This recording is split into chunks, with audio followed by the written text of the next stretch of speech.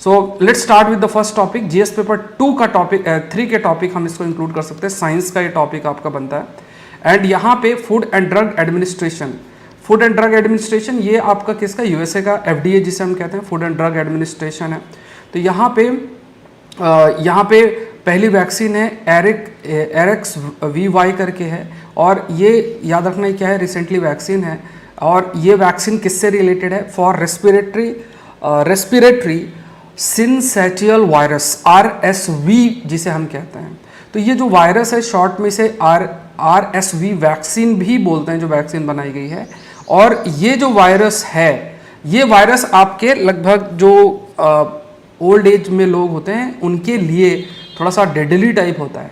Y? Because it can cause a respiratory track disease, it can cause a respiratory track disease के लिए ये responsible आपका हो सकता है।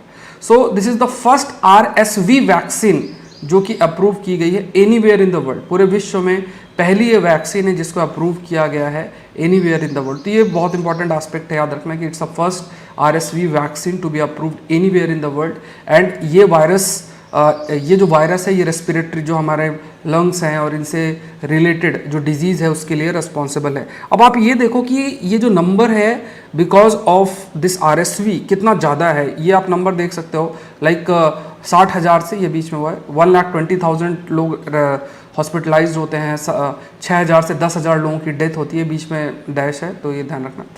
एंड जो भी मतलब 65 years of age and older, तो एक बड़ा नंबर है, मतलब 60,000 से 1,00,000 के ऊपर लोग हॉस्पिटलाइज्ड हो रहे हैं, 6,000 से 1,000 लोगों की डेथ हो रही है because of this virus. Although देखो जो ये वायरस है एडल्ट्स में, मान लो कम एज है आपकी, तो उसमें इतना अफेक्ट नहीं पड़ता है, इतना अफेक्ट उसमें नहीं पड़ता है। लेकिन जब एक एज हो जाती है 65 years and above, then there is high possibility कि इस वायरस के इन्फेक्शन की वजह से डेथ भी हो सके। So when you talk about this virus that is RSV, this respiratory syncytial virus, जिसे हम ह्यूमन रेस्पिरेटरी सिंसिटियल वायरस भी कहते हैं।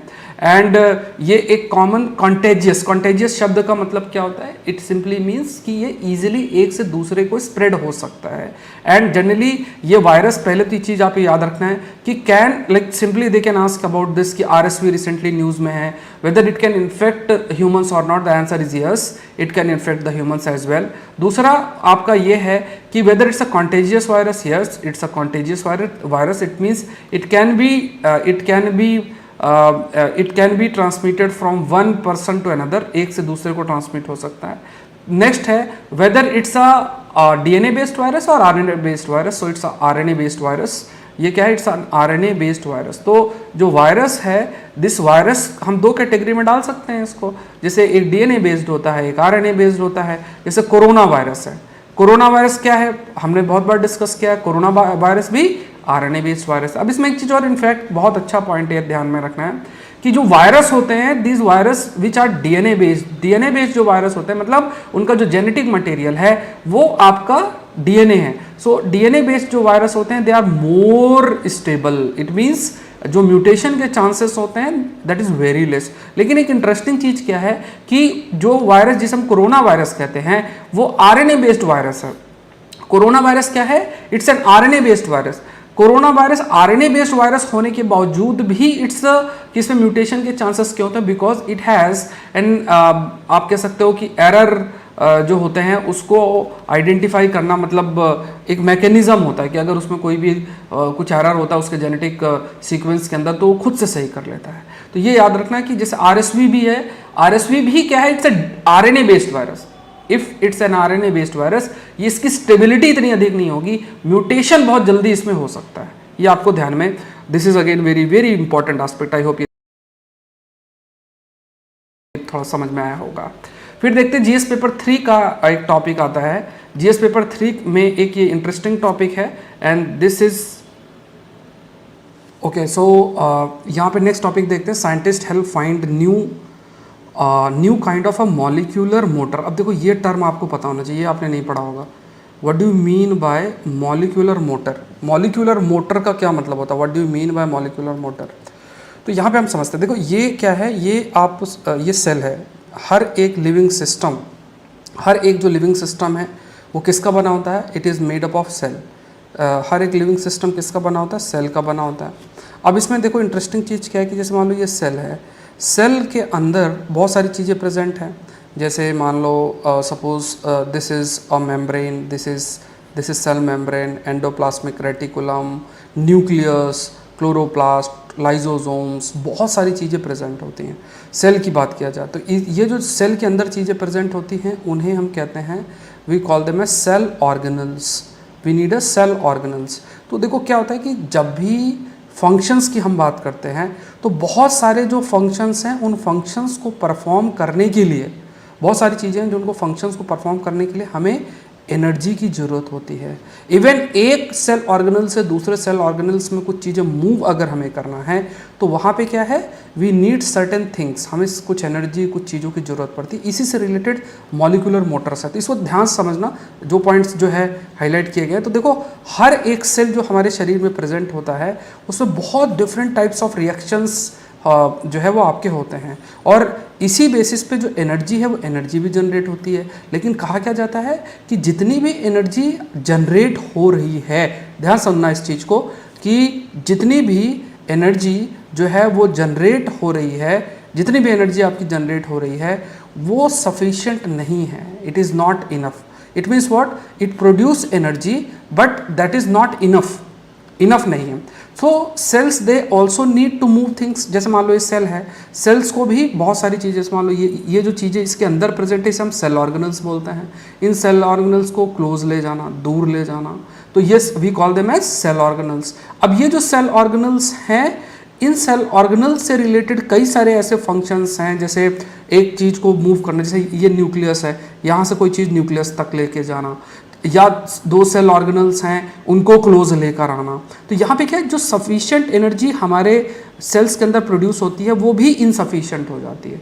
तो यहाँ पे ऐसे बहुत सारे फंक्शंस हैं जिसके लिए, जैसे ये सेल है, सेल के अंदर एक शब्द इस्तेमाल है जैसे subcellular molecules, it means movement with in the cells. तो बहुत सारे ऐसे सेल्स हैं जो कि प्रेजेंट है विद इन द सेल्स। तो विद इन द सेल्स जो सेल्स प्रेजेंट है, विद इन द सेल्स जो मूवमेंट आपकी हो रही है, लाइक कोई कार्गो आप ट्रांसमिट कर रहे हैं सेल ऑर्गेनल्स के बीच, या सेल ऑर्गेनल्स हम साथ में लेकर आ रहे हैं, या न्यूक्लियस की बात करें तो न्यूक्लियस में चीज़ें मूव की जा रही हैं। तो ये सब जो डेवलपमेंट है जिसे हम सब सेलुलर मॉलिक्यूल भी कहते हैं, तो इस मूवमेंट की अगर हम बात करें जो सब सेलुलर लेवल पे हो रही है, सेल के अंदर हो रही है, तो इसको हम जो शब्द इस्तेमाल करते हैं या फिर जो चीज़ इसके लिए हेल्पफुल होती है उसे हम कहते हैं दैट इज़ मॉलिक्यूलर मोटर। ये शब्द याद रखना है कि molecular motor it facilitate the movement of things with in the cells. Cells के अंदर जो है चीज़ों को मूव करने के लिए ये हेल्प आपकी करती है। अब कहा यह गया कि सपोज करो कि ये जो मॉलिक्यूलर मोटर है, अगर ये मॉलिक्यूलर मोटर किसी वजह से, if it is not working properly, अगर किसी वजह से सही से कार्य नहीं होगी, तो इससे क्या होगा, इसका बहुत अधिक नेगेटिव इफेक्ट हमारे शरीर के अंदर होगा। बहुत सारी जो बीमारियां हैं वो हम फेस कर सकते हैं। आप खुद सोचो कि आपके शरीर का सेल्स है, और ये जो सेल्स हैं, ये सेल्स आपके शरीर के अंदर प्रेजेंट हैं, और उसी के अंदर बहुत सारे रिएक्शंस होते हैं, बहुत चीज़ों का मूवमेंट होता है। अगर वही नहीं हो पाएगा तो बहुत सी बीमारी से हम ग्रसित हो जाएंगे, बहुत सारी डिजीज से हम ग्रसित हो जाएंगे। सो यहाँ पे हमें इस टॉपिक में क्या समझना है, व्हाट इज मॉलिक्यूलर मोटर, पहला पॉइंट। दूसरा, अगर मॉलिक्यूलर मोटर सही से फंक्शन नहीं करेगा तो ये क्या होगा। तो यहाँ पे याद रखना कि यहाँ पे दो चीज़ें मेंशन्ड है, एक प्रोटीन है जिसे कहा गया EEA1, और एक एंजाइम है जिसे कहा गया RAB5। RAB5 एक प्रोटीन से बाइंड करता है, यहाँ पे इस तरीके से आप देख सकते हो। एंड बिकॉज ऑफ दिस, जो आप कह सकते हैं, जब ये एंजाइम RAB5 प्रोटीन से बाइंड करता है EEA1, जैसे एंजाइम है और ये प्रोटीन है, इससे आके ये बाइंड कर गया, तो इससे क्या होगा कि इसका जो शेप है प्रोटीन का, उसमें कुछ बदलाव आपका जो है होता है। तो अब ये जो शेप है EEA1 की अगर हम बात करें, ये अपने शेप को लॉस कई बार करता है, अपने शेप को रिगेन कई बार जो है करता है। और ये जो शेप का आप कह सकते हैं कि जैसे मान लो ये प्रोटीन है, प्रोटीन कई बार फ्लपी हो गई, कई बार रिजिड हो गई, तो ये जो मूवमेंट है EEA1 के अंदर जो बदलाव हो रहा है, ये एक प्रकार से एक प्रकार से इट ऑल्सो हेल्प और create a new kind of a molecular motor. ठीक है, जैसे मान लो आपके घर पे पानी भरने के लिए मॉलिक्यूलर मोटर्स की ज़रूरत होती है, मॉलिक्यूलर मोटर तो नहीं, मोटर की ज़रूरत होती है। मोटर की बटन दबाई, पानी ऊपर टंकी में चढ़ गया। अभी मॉलिक्यूलर मोटर भी क्या करते हैं, नए नए तरीके के क्रिएट होते हैं। और कैसे, there are certain changes that takes place with in the protein जो आपके प्रेजेंट उसमें कुछ बदलाव होते हैं और फिर ये बनते हैं। नेक्स्ट देखते हैं, there is this topic called as GISAID. इसके ऊपर हम डिस्कस इसमें कर लेते हैं, यहाँ पे इंपॉर्टेंट है। Waste water study detects a large silent waves in Bengaluru. कल मैंने एक वीडियो डाला है आप लोगों के लिए, पड़ा हुआ है, जाके देखना। आई हैव क्रिएटेड एक एनिमेशन वीडियो मैंने आप लोग के लिए क्रिएट किया है। एक तो ग्रेविटेशनल वेव्स पे बहुत डिटेल में टॉपिक क्रिएट किया, ठीक है। एक शॉर्ट्स में मैंने आपको डाला है रेडियो टेलीस्कोप के बारे में। देखो ये प्रयास है कि आप लोग ऐसी चीज़ें थोड़ा सा सीखें। ऐसे ऐसे जो कई सारे टॉपिक्स हैं, ये छोटे छोटे वीडियोस भी मैंने आपको डाल दिया। ग्रेविटेशनल लेंसिंग क्या होती है, ये इस पर भी ऐसे है। तो साइंस के ऐसी ऐसी चीज़ें हैं, ज्योग्राफी एनवायरनमेंट की चीज़ें, वीडियोस डाल रहा हूँ, वीडियो सेक्शन में जाके उनको देख लेना। तो थोड़े छोटे छोटे नोट्स बना लेना। इवन शॉर्ट्स में भी जो जिस टॉपिक, जैसे आपको वार्म होल पता है कि नहीं, वार्म होल होता है, ठीक है। तो वार्म होल क्या होता है, ये एक डिस्कशन का पॉइंट है। तो वार्म होल के बारे में डिस्कस कर सकते हैं। लाइक वार्म होल के बारे में एक छोटा सा लगभग आप मानो 40 सेकंड्स का वीडियो बना दिया, शॉर्ट्स में आपको मिल जाएगा। इनको देखा, नोट्स बना लिया फटाफट चीज़ें। तो प्रयास ये है यूआईएस के अंदर कि आप लोग जो साइंस का टॉपिक है, ज्योग्राफी के टॉपिक्स हैं, एनवायरनमेंट के टॉपिक्स हैं, इनके प्रति थोड़ा सा आप अच्छे रहो, आप इनसे भागो मत। देखो कई बार ऐसे टॉपिक्स हम करने में बहुत आगे रहते हैं, बहुत हम प्रयास करते हैं। ऐसे जो बहुत से टॉपिक्स हैं जो मतलब वी कैन से कि बहुत सारे ऐसे टॉपिक्स होते हैं ना जो मतलब पॉलिटिकल रहते हैं, सुनने में बहुत अच्छे लगते हैं, लोग देखना भी पसंद करते हैं। बट ये ऐसी चीज़ें हैं, ज्योग्राफी है, एनवायरनमेंट है, साइंस है, जिनको हमें नहीं बोलना चाहिए। ये बहुत इंपॉर्टेंट टॉपिक्स होते हैं और इनका वेटेज प्रीलिम्स में तो बहुत अधिक है, ये ध्यान में रखना। तो प्रयास है मेरा कि आप इन टॉपिक्स को बढ़िया नोट करते जाएँ और जब भी समय मिले, कभी भी समय मिले, तो 30-40 सेकंड ज़्यादा समय नहीं है। अब ऐसे छोटे छोटे कंसेप्ट जैसे स्पेस टेलीस्कोप को मैंने एक्सप्लेन कर दिया विद इन 50 सेकंड्स के अंदर, या वार्म होल्स क्या होते हैं वो एक्सप्लेन कर दिया आप लोगों के लिए। एक और टॉपिक डाला हुआ है तो वो आप लोग देख लो। इसी तरह ग्रेविटेशनल वेव्स है, ग्रेविटेशनल लेंसिंग जैसे टॉपिक्स हैं वो आप गो थ्रू हो, तो दोनों के बीच में डिफरेंस क्या होता है। तो ये थोड़ा सा इन चीज़ों को आप लोग फ़ायदा उठाओ, आपके लिए काफ़ी हेल्पफुल रहेगा। अब देखो यहाँ पे एक टॉपिक आता है जीसैड के बारे में। ये प्रीलिम्स में हो सकता है इस साल प्रश्न आ जाए, क्योंकि काफ़ी अधिक ये न्यूज़ में भी था। तो global initiative on sharing all influenza data, full form ही देख लो।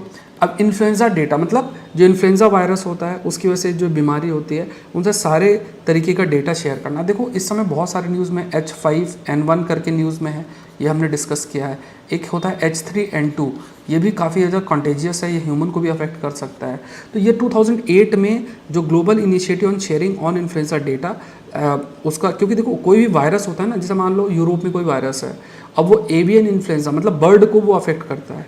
अब वो बर्ड्स होती हैं माइग्रेटरी बर्ड्स, मान लो इवन बर्ड्स आपकी यूरोप से उड़ती उड़ती मंगोलिया पहुंच जाएंगी, मंगोलिया से उड़ते उड़ती भारत आ जाएंगी।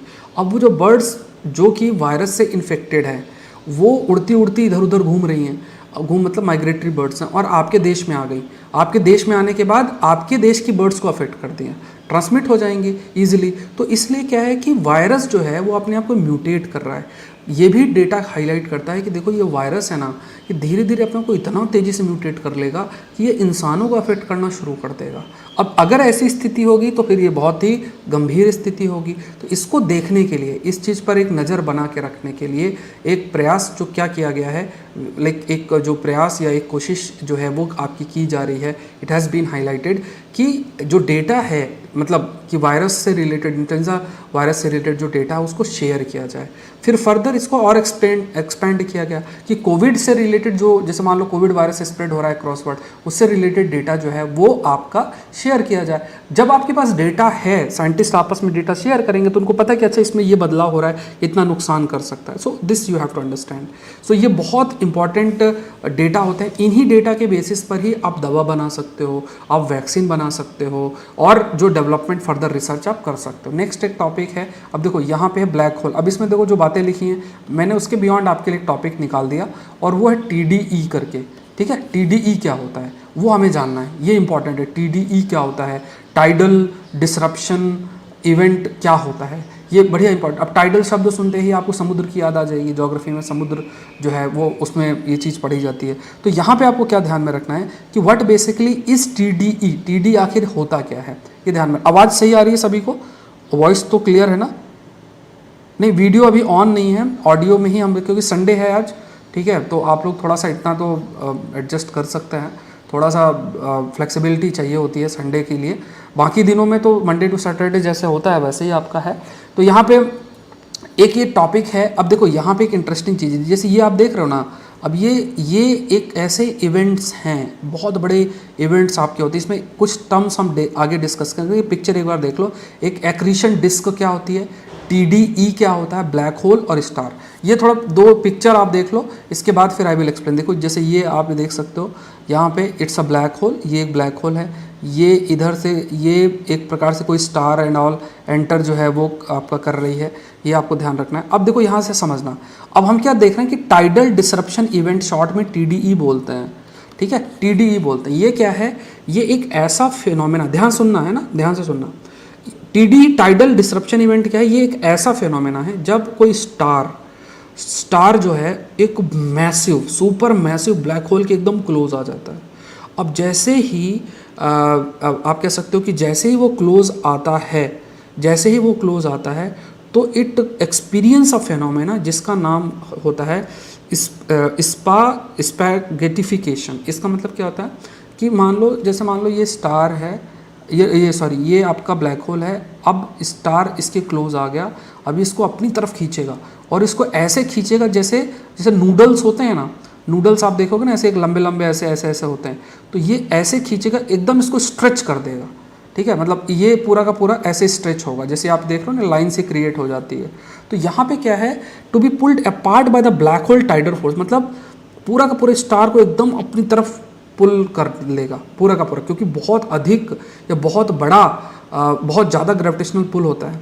सो दिस इज लाइक, ये क्या है, जब सुपर मैसिव ब्लैक होल की हम बात करते हैं, सुपर मैसिव जो ब्लैक होल है, it will be this super massive जो ब्लैक होल है to be pulled apart by the black holes tidal force, ठीक है, it will be pulled apart by black holes tidal force. अब क्या है कि जो पोर्शन है स्टार्स की अगर हम बात करें, ये क्या है, it can be captured into the accretion disk. अब एक्रीशन डिस्क क्या है, ये क्या है कि जैसे मान लो कोई भी ये बॉडी है, जैसे सपोज ये एक बॉडी है, ये ब्लैक होल है, इसके चारों तरफ जो चीज़ें घूम रही होती हैं, जैसे if you can see here, ये डायग्राम आप देखो, तो ये अगर ये इसके चारों, ये ब्लैक होल है, इसके चारों तरफ ये जो, इसे एक्रीशन डिस्क बोलते हैं।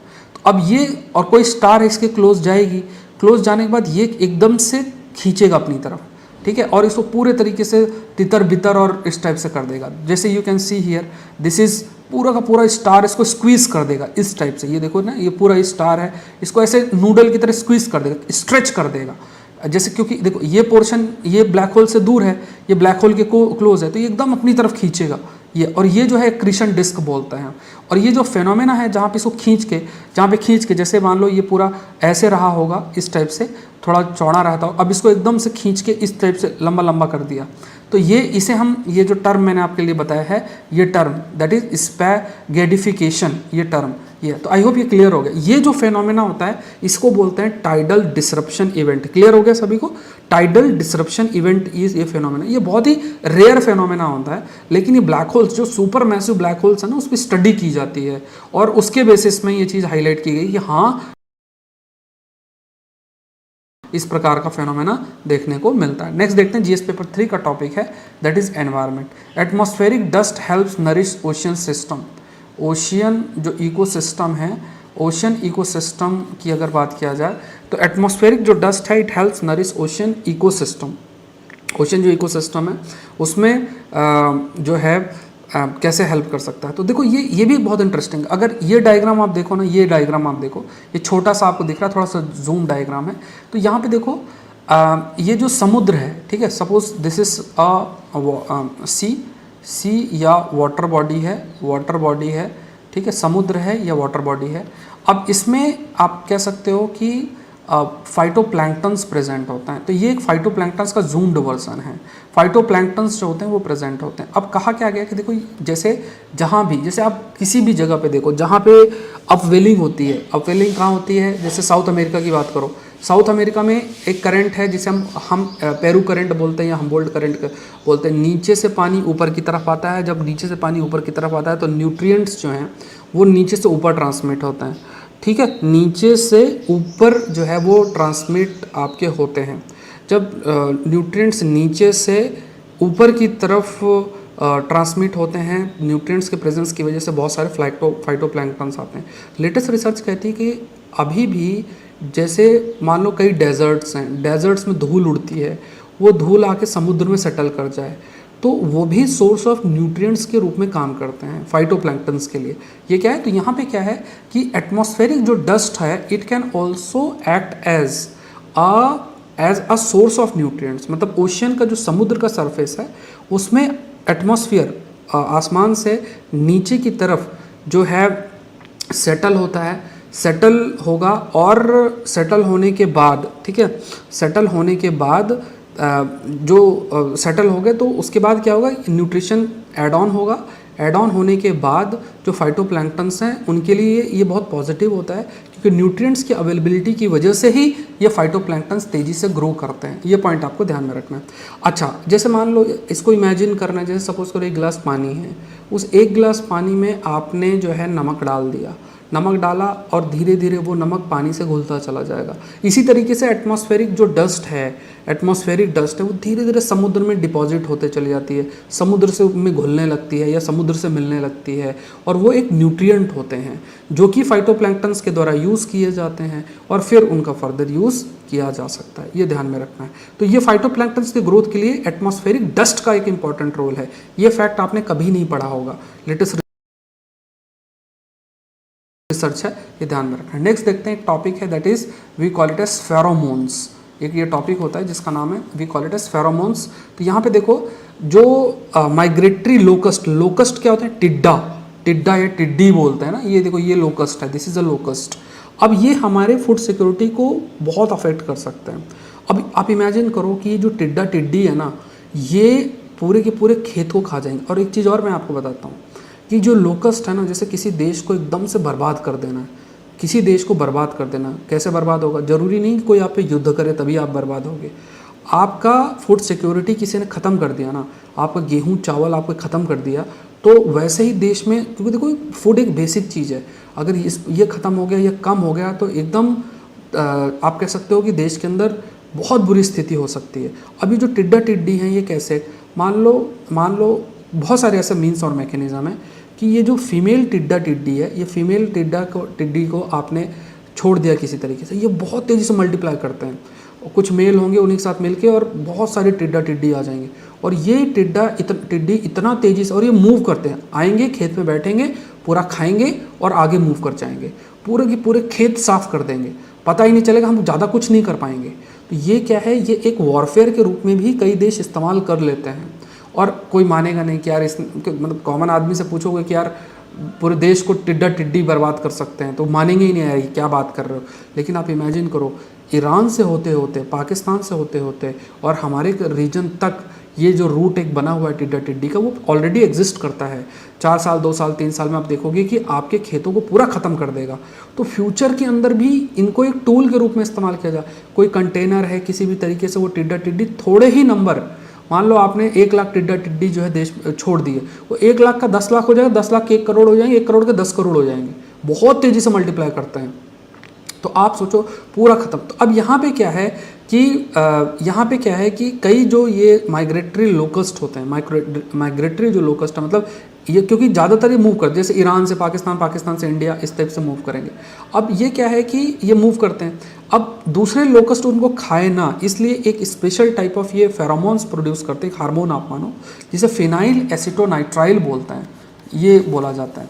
एंड ये एक तरीके से यहाँ पे आप कह सकते हैं कि ये जो एक तरीका है, अब ये एक तरीका बहुत इम्पॉर्टेंट है कि अगर दूसरा दूसरा टिड्डा दूसरे को ना खाए तो इसके लिए ये पैन का इस्तेमाल कर रहे हैं।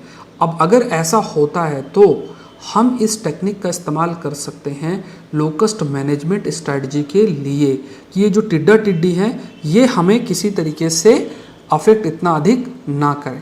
तो ये एक जो कैनाबिलिज्म है, मतलब कैनाबिलिज्म का मतलब होता है जब एक स्पीसीज अपनी ही स्पीसीज को खाती है, उसे कैनिबलिज्म कहते हैं।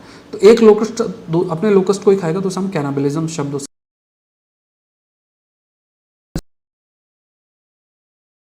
So let's start with the first topic, that is GS paper 3 science का टॉपिक है, and this is very interesting and important topic, and we call it as a mitochondrial replacement theory. What basically is a mitochondrial replacement theory? अब देखो इसमें बहुत interesting चीज़ आपको क्या जानना है कि जो इंसान है, जैसे हमारी बात की जाए तो हमारे अंदर क्या, we all are made of cells. आखिर जितने भी लिविंग सिस्टम हैं वो लिविंग सिस्टम किसके बने होते हैं, सेल्स के बने होते हैं। और सेल्स के अंदर डीएनए या जेनेटिक मटेरियल प्रेजेंट होता है जिसे हम डीएनए बोलते हैं। वो डीएनए किस में प्रेजेंट होता है, एक न्यूक्लियस में प्रेजेंट होता है, एक में क्या है, एक में न्यूक्लियस में प्रेजेंट है, और दूसरा जो है वो माइटोकॉन्ड्रिया में प्रेजेंट है। तो आपके पास दो होते हैं, एक तरफ एक आपका न्यूक्लियस में प्रेजेंट है और दूसरा जो है वो माइटोकॉन्ड्रिया में प्रेजेंट है। तो जो न्यूक्लियस में प्रेजेंट एक डीएनए प्रेजेंट है और एक माइटोकॉन्ड्रिया में जो डीएनए है वो आपका प्रेजेंट है। दो जगहों पे जो डीएनए है वो आपका प्रेजेंट होता है। अब कई बार क्या होता है कि जैसे मान लो पेरेंट्स हैं, पेरेंट्स फॉर एग्जांपल मदर है और फादर हैं। अब इन दोनों का जैसा मदर का हुआ और फादर का स्पर्म ये मिलेंगे और उसके बाद जो एम्ब्रियो है उसका एम्ब्रियो बनता है। अब इसमें क्या होता है कि जो माइटोकॉन्ड्रिया है, माइटोकॉन्ड्रियल अगर बात किया जाए तो वो कहाँ से आता है, वो मदर से आता है, फादर से नहीं आता है। तो सपोज़ अगर मदर का जो माइटोकॉन्ड्रियल डीएनए है, अगर मदर का माइटोकॉन्ड्रियल डीएनए अगर डिफेक्टिव हो जाए, इट मीन्स व्हाट, उसमें उसकी फंक्शनिंग एंड ऑल उसमें कुछ इशू आ जाए या डिफेक्टिव हो जाए, माल फंक्शन हो जाए, तो ऐसी स्थिति में क्या होगा कि वो जो डिजीज़ है, माइटोकॉन्ड्रियल डिजीज़ है, उस माइटोकॉन्ड्रियल डिजीज़ आपका ट्रांसफ़र हो जाता है, किसको, बच्चे को ट्रांसफ़र हो जाता है। तो यहाँ पे आपको क्या समझना है कि जो माइटोकॉन्ड्रिया है, when you talk about the mitochondria, so mitochondria ये भी एक सेल ऑर्गेनल्स है, किस में लोकेटेड है, इंसान के सेल की बात किया जाए तो ह्यूमन सेल्स के अंदर माइटोकॉन्ड्रिया प्रेजेंट है और इसमें भी डीएनए होता है। अगर ये डीएनए मैल फंक्शन करता है, नहीं सही से होता है, तो नेक्स्ट जो मान लो जनरेशन है, मतलब मान लो जो बच्चा है उसको भी मदर से, क्योंकि अगर मदर का माइटोकॉन्ड्रिया माल फंक्शन है तभी हम कह सकते हैं कि जो चाइल्ड होगा उस चाइल्ड में भी वो माल फंक्शनड जो डीएनए है माइटोकॉन्ड्रिया का वो ट्रांसमिट हो जाएगा और ट्रांसफ़र हो जाएगा। सो ऐसी स्थिति में जो बच्चा होगा, जो चाइल्ड होगा, वो बीमारी कैरी करेगा, कौन सी, that is related with the malfunctioning, या सही से फंक्शनिंग जो माइटोकॉन्ड्रिया है उसकी ना हो पाए, या माइटोकॉन्ड्रियल डीएनए की जो माल फंक्शनिंग है उसकी वजह से। तो यहाँ पे क्या होता है कि इसको कैसे दूर किया जाए। पॉइंट क्या है, हमें क्या समझना है कि जो पेरेंट है, फॉर एग्जांपल अगर आप इसमें देखो तो यहाँ पे एक पेरेंट ये है, एक ये है। अब इसमें जो ये हैं पेरेंट है, मदर हैं, इनके mitochondrial DNA is not properly functioning. At the same point of time we can say it has a faulty mitochondrial DNA. बच्चा जो होगा there is a high possibility कि उसमें ये माल फंक्शनड माइटोकॉन्ड्रिया का जो डीएनए है वो प्रेजेंट हो, मदर से वो ट्रांसमिट हो जाए। तो इसको दूर करने के लिए जो चीज़ हाईलाइट की जाती है, जो थेरेपी इस्तेमाल होती है, उसे हम माइटोकॉन्ड्रियल जीन थेरेपी भी कहते हैं। We call it as mitochondrial gene therapy शब्द भी हम उसके लिए इस्तेमाल करते हैं। तो यहाँ पे ये बहुत इंपॉर्टेंट हो जाता है, जैसे फॉर एग्जांपल कि क्योंकि जो एम्ब्रियो है उस एम्ब्रियो के अंदर जो मदर की, when you talk about the mother itself, तो वहाँ पे उस एम्ब्रियो के अंदर जो, तो यहाँ पे थोड़ा सा ये लिख नहीं रहा, शायद हैंग हो गया, जस्ट अ मिनट। तो यहाँ पे अगर देखा जाए सो इफ़ यू टॉक के अंदर क्या होता है कि जैसे सपोज़ करो एक ये अगर आप इमेज देखो तो ये वुमेन है, इनका माइटोकॉन्ड्रियल डीएनए सही है, तो इनके माइटोकॉन्ड्रियल डीएनए का इस्तेमाल किया जाता है और जो डिफेक्टिव और माल फंक्शन माइटोकॉन्ड्रिया है उसको रिप्लेस किया जाता है। तो यहाँ पे देखो, इसलिए जो बच्चा होता है इस प्रोसेस से उसे 3 पेरेंट्स बेबी भी शब्द उसके लिए इस्तेमाल किया जाता है। There is this term called as 3 parents baby. 3 parents baby शब्द भी जो है वो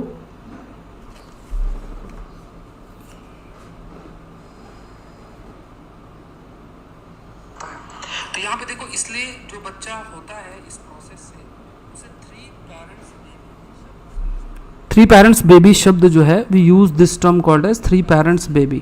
थोड़ा सा टेक्निकल इशू था, फिर again I have restarted it करें। तो यहाँ पे देखो माइटोकॉन्ड्रियल डीएनए हम लोगों ने डिस्कस कर लिया। तो mitochondrial DNA defective, I don't know कहाँ से क्या रुका है, तो मैं थोड़ा सा आप लोग के लिए रिपीट कर देता हूँ क्योंकि बीच में हो सकता है कुछ कंटेंट मिस हो जाए, क्योंकि टेक्निकल दिक्कत थोड़ा सा एराइज जो है वो हुई है। तो यहाँ पे थोड़ा सा ब्रीफ में लेट मी टेल यू। तो हम लोगों ने जो पॉइंट डिस्कस किया कि सपोज़ करो मदर का जो माइटोकॉन्ड्रियल डीएनए है वो डिफेक्टिव है, तो that mother mitochondria is replaced by the donor women, ठीक है। उनका माइटोकॉन्ड्रिया जो सही काम कर रहा है उसको लेके डिफेक्टिव माल फंक्शन माइटोकॉन्ड्रिया को रिप्लेस कर दिया जाता है। फिर आपके एक तरफ आपके फादर हैं और यहाँ पे जो मदर हैं, असल में जो मदर हैं उनका माल फंक्शन मतलब जो सही से माइटोकॉन्ड्रिया काम नहीं कर रहा उसको रिप्लेस किया जाता है एक डोनर वुमेन से जिनका माइटोकॉन्ड्रिया सही से काम कर रहा है। तो जो बच्चा बनता है तो उसे थ्री पेरेंट्स बेबी बोलते हैं। क्यों बोलते हैं? देखो एक ये हो गया, एक ये हो गया और एक डोनर हो गई, इसलिए थ्री पेरेंट बेबी शब्द इस्तेमाल किया जाता है। सो एक चीज़ आपको क्या याद रखना है कि जो माइटोकॉन्ड्रिया है ये बहुत इंपॉर्टेंट है। ये 2000 शायद 2021 में प्रीलिम्स में पूछा था कि जो माइटोकॉन्ड्रिया है, ये ध्यान समझना, जो माइटोकॉन्ड्रिया है उस माइटोकॉन्ड्रिया का जो ट्रांसफ़र होता है मदर से ट्रांसफ़र होता है बच्चे को। तो अगर मदर का माइटोकॉन्ड्रिया फंक्शनल नहीं होगा या माल फंक्शन करेगा, ऐसी स्थिति में there is a high possibility कि जो बच्चा है उसमें भी माइटोकॉन्ड्रियल कई प्रकार के जो डिजीज़ हैं वो डिजीज़ देखने को मिले। तो यूके जो है बिकेम द फर्स्ट कंट्री जो वर्ल्ड में है जिसने ये जो माइटोकॉन्ड्रियल रिप्लेसमेंट थेरेपी है इसको अप्रूव किया था। ये भी थोड़ा सा आप लोग फैक्ट याद रखना। और ये एज इन्होंने डिफाइन किया। अब ऐसा नहीं कि हम 40 साल 50 साल 60 साल के हो गया फिर रिप्लेस कर सकते हैं। तो लेस देन 5 चिल्ड्रंस के लिए ये किया जा सकता है, ये प्रोसीजर को ऑप्ट किया जा सकता है। उसके बाद ऑस्ट्रेलिया सेकेंड कंट्री बन गई है। अब ये जो थ्री पेरेंट बेबी है तो ये हमने डिस्कस किया कि किस तरीके से जो थ्री पेरेंट बेबी है और ये पूरा प्रोसेस आपका एक्सप्लेन्ड है जो अभी हमने बहुत ही डिटेल में डिस्कस किया। और इसमें आई थिंक आप लोग को ये भी समझ में आ गया होगा कि थ्री पेरेंट्स जो बेबी है या जो थ्री पेरेंट IVF की अगर बात करें कि वो क्या है। सो जो रिजल्टिंग IVF एम्ब्रियो अगर बात किया जाए तो देयर इज़ हाई पॉसिबिलिटी जो भी एम्ब्रियो बनता है वो उसमें अगर हमने माल फंक्शन माइटोकॉन्ड्रियल डीएनए को रिप्लेस कर दिया है तो जो बच्चा बनेगा उसमें जो माल फंक्शन या जो सही से कार्य माइटोकॉन्ड्रियल डीएनए काम नहीं कर रहा था उसकी वजह से किसी भी प्रकार की बीमारी नहीं होगी। नेक्स्ट देखते हैं, there is another topic we call this as a longer Covid. There is this topic called as longer Covid. एक बार आप लोग सभी लोग बता दो कौन से कॉलेज से हैं और कब सेशन अटेंड करते हैं। आप लोग अपना अटेंडेंस जरूर से दो। देखो मंडे हो या संडे रोज हिंदू करेंगे पूरा नहीं बन रहा है। तो यहाँ पे देखो हम लोग सेशन तो कर ही रहे हैं। और जैसा मैंने आपको कहा कि संडे का बहुत इंपॉर्टेंट है, पॉलिटी के टॉपिक्स हैं, एनवायरनमेंट पॉलिटी है और टॉपिक्स हम लोग पढ़ते रहते हैं। बट संडे के सेशन में पिछली बार भी मैंने आपको दिखाया था 15 में से 14 के स्क्रीनशॉट आपको शो किए थे। साइंस एंड टेक्नोलॉजी के क्वेश्चन है, एनवायरनमेंट और ज्योग्राफी के मेंस के क्वेश्चन आपको मैंने शो किए थे कि देखो किस तरीके से प्रश्न लोग पूछते हैं। तो इसके लिए अगर आप सब्जेक्ट वाइज बढ़िया नोट्स बना लो ना, कुछ भी करने का ज़रूरत नहीं है। अभी जो मैंने साइंस टेक का कोर्स करा है 110 से 15 पेज के नोट्स हैं। ग्रुप में कुछ बच्चों ने बनाए थे नोट्स क्लास के, तो कुछ ही, सारे तो नहीं शेयर हो पाए, बट हाँ सारे सब्जेक्ट के मैंने शेयर किए हुए हैं आप लोगों के लिए। आप लोग एक बार देखना, उन नोट्स को देखना और जो चीज़ आप स्टैटिक में पढ़ते हो उसमें से 10% भी वो टॉपिक्स उसमें कवर्ड, मतलब 10% भी वो स्टैटिक में आपके कवर्ड नहीं होंगे। और जब उनसे प्रश्न आएंगे तो फिर हमें ये लगेगा कि यार पता नहीं कहाँ से पूछ लिया है। देखो मेनली क्या है कि जो नॉलेज का एप्लीकेशन है ना वो न्यूज़पेपर के माध्यम से बहुत बहुत ज़्यादा होता है। और अलग अलग इशू, चाहे ज्योग्राफी, एनवायरनमेंट, और इस चैनल के अंदर आई ऑलवेज फोकस कि हम कैसे ज्योग्राफी, एनवायरनमेंट और साइंस एंड टेक के जो टॉपिक्स हैं ये आपकी कोई मिस ना हो। और इस पर बहुत ज़्यादा फोकस भी रहता है कि सारे टॉपिक्स कवर जो है वो आपके हों। तो देखो एक टर्म यूज़ होता है लॉन्ग कोविड, ठीक है, लॉन्ग कोविड या पोस्ट कोविड कंडीशंस, PCC शब्द इसके लिए इस्तेमाल करते हैं। देखो इसको बहुत ही सिंपल सी बात है कि there is a high possibility कि जो भी पर्सन हैं कोविड की बीमारी से ग्रसित अगर हुए हैं उसके बाद भी बहुत सारी प्रॉब्लम्स वो फेस करते हैं, तो उसे लॉन्ग टर्म इफेक्ट्स भी बोलते हैं, और एक लॉन्ग कोविड शब्द भी उसके लिए इस्तेमाल आपका किया जाता है। सो जो लॉन्ग कोविड है ये ज़्यादातर लोगों में देखने को मिलता है जिनमें कोविड-9 की इलनेस रही है, इवन इन्फेक्ट हुए हैं वायरस से जो कोविड-19, मतलब अगर उन्होंने कोविड-19 उन्होंने फेस किया है, कभी जो वैक्सीनेशन नहीं हुआ है, तो मतलब कई सारे ऐसे फैक्टर्स आपके होते हैं जिस वजह से लॉन्ग कोविड है। तो लॉन्ग कोविड शब्द आपको बस याद रखना है। नेक्स्ट देखते हैं, ये this is GS paper 3 topic, hammer head shark hold their breath during diving. अब यहाँ पे देखो, ये टॉपिक पढ़ाने का सिर्फ पर्पज़ इतना है आपके लिए कि there is this term called as ecotherm, ये एक टॉपिक होता है इकोथर्म, एनवायरनमेंट का टॉपिक बन सकता है इसमें इकोथर्म। तो इकोथर्म क्या होता है ये जानना जरूरी है, क्योंकि there can be a question relating to it, what basically is a ecotherm, ecotherm होता क्या है। तो देखो, एक तो ये आप ये देख लो कितना ये फिश है, फिश तो नहीं मतलब शार्क है, हैमर हेड, हैमर की तरह इसका जो ये सर होता है, इसलिए से हैमर हेड शार्क बोला जाता है, it is called as hammer head shark. तो जो नई स्टडी है, नई स्टडी के अकॉर्डिंग, ठीक है, नई जो स्टडी है, as per a new study अगर देखा जाए तो हैमर हेड जो शार्क है ये अपनी ब्रेथ को, जो सांस है उसको रोक लेते हैं काफ़ी समय तक, टू मेंटेन बॉडी टेम्परेचर, है ना, जो बॉडी टेम्परेचर है उसको मेंटेन करके, ठीक है, to maintain body temperature, and फिर उसके बाद नीचे एकदम समुद्र के नीचे जाते हैं कोल्ड वाटर में। अब ये चीज़ को मतलब ये चीज़ ये जो अप्लाई करते हैं जस्ट फॉर, है ना, जैसे मूव करेंगे फिर जब सांस लेना होता है तो फिर ऊपर आते हैं। सो ये जो फेनोमेना है, ये फेनोमेना पहले कभी ऑब्जर्व किया नहीं गया था, मतलब बहुत सारे ऐसे जो जीव हैं, मैराइन एनिमल्स हैं, वो डीप डाइविंग जो है करते हैं, लेकिन इस तरीके से जो हैमर हेड के केस में देखा जाता है वो ऑब्जर्व नहीं किया गया था। तो ये जो शार्क की अगर हम बात करें तो these sharks they are fully ectothermic. अब ये हमें जानना है, हमारे लिए ये इंपॉर्टेंट है, बट इसमें बहुत रेयर होगा कि कोई आपसे प्रश्न पूछे कि शार्क नीचे जाता है तो जाती है तो क्या वो सांस रो, मतलब whether it can hold their breath and just to maintain the body temperature, कि वो अपने बॉडी टेम्परेचर को मेंटेन करने के लिए दे होल्ड देयर ब्रेथ, ये ऐसा किया जा सकता है कि नहीं। सो ये हमें ये जानना है कि what basically is ectothermic, ectothermic क्या है।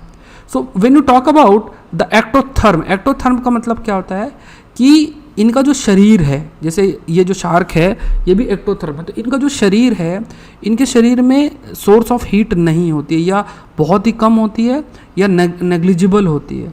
तो यहाँ पे बहुत ज़्यादा इंपॉर्टेंट है इनके लिए बॉडी टेम्परेचर को मेंटेन करना।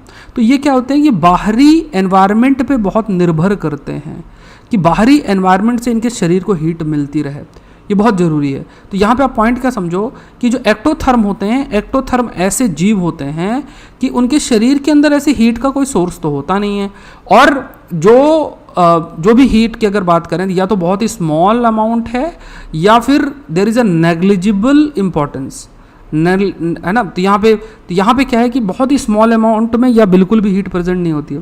तो यहाँ पे हाईलाइट किया गया है कि किस तरीके से जो बॉडी टेम्परेचर है उसको कंट्रोल किया जा सकता है, उसके लिए वो आपके बाहर के एनवायरनमेंट पर या सोर्स ऑफ हीट बाहर से डिराइव करते हैं। तो ऐसे जो जीव हैं इन्हें हम एक्टोथर्म बोलते हैं। तो ये जो शार्क है जिसे we are calling it as a hammer head shark, तो ये जो हैमर हेड शार्क है, this hammer head shark is an example of ectotherm, ठीक है। इसी को हम एक्टोथर्म शब्द इसके लिए इस्तेमाल करते हैं। नेक्स्ट देखते हैं, जीएस पेपर 3 का साइंस का ही टॉपिक होता है the data reveal homo adaptation to diverse environment, homo adaptation to the diverse. अब देखो इसमें बहुत ही मतलब स्टेटमेंट है, बस थोड़ा सा पता होना चाहिए इसमें प्रश्न कैसा पूछा जाएगा, थोड़ा सा सोचा नहीं जा रहा है, लेकिन हाँ थोड़ा सा हमें जानकारी होना चाहिए कि जो होमो स्पीसीज़ है, मतलब हम होमो सैपियंस हैं, तो होमो स्पीसीज़ बहुत सारी आपकी हुई हैं। तो यहाँ पे जो होमो सैपियंस हैं वही आगे क्यों बढ़े, बाकी भी सब स्पीसीज़ जो होमो स्पीसीज़ थी इंसानों की वो आगे क्यों नहीं बढ़े। तो इन्होंने इस चीज़ को कहा कि देयर इज़ अ पॉसिबिलिटी कि बहुत ह्यूज डाइवर्स एनवायरनमेंट एग्जिस्ट करता था, और इस डाइवर्स एनवायरनमेंट की अगर हम बात करें तो उसमें हमने जो है अडॉप्ट कर लिया, मतलब जो होमोसैपियंस है, लाइक वी आर होमोसैपियंस, तो we have adopted to these diverse environment, जिसकी वजह से ही in comparison to the other species we we're survive, मतलब हम जो है वो सर्वाइव कर चुके हैं। अब ये चीज़ क्लियर नहीं है कि क्या जो हमारी स्पीसीज़ है वो क्यों सक्सेसफुल हुई ऐसे प्लेस्टोसीन एनवायरनमेंट में, मतलब प्लेस्टोसीन टाइम पीरियड था, उस समय जो स्थिति थी उसमें कैसे हमारी स्पीसीज़ अडाप्ट करके चली गई, दूसरी स्पीसीज़ नहीं कर पाई। मतलब होमो की ही बात अगर की जाए, मतलब जो इंसान है, जो आज हम होमो सैपियंस, ऐसे होमो की कई आपकी स्पीसीज़ थी, तो वो और क्यों नहीं कर पाई, तो उसके पीछे क्या रीज़न ये अननोन है। बट हम क्यों सर्वाइव कर पाए, because we have been able to adapt to diverse environment. ये बात आपकी हाईलाइट की, डाइवर्स एनवायरनमेंट के लिए हम जो है पूरे तरीके से अडाप्ट कर पाए, एक फैक्टर आपका हाईलाइट किया गया।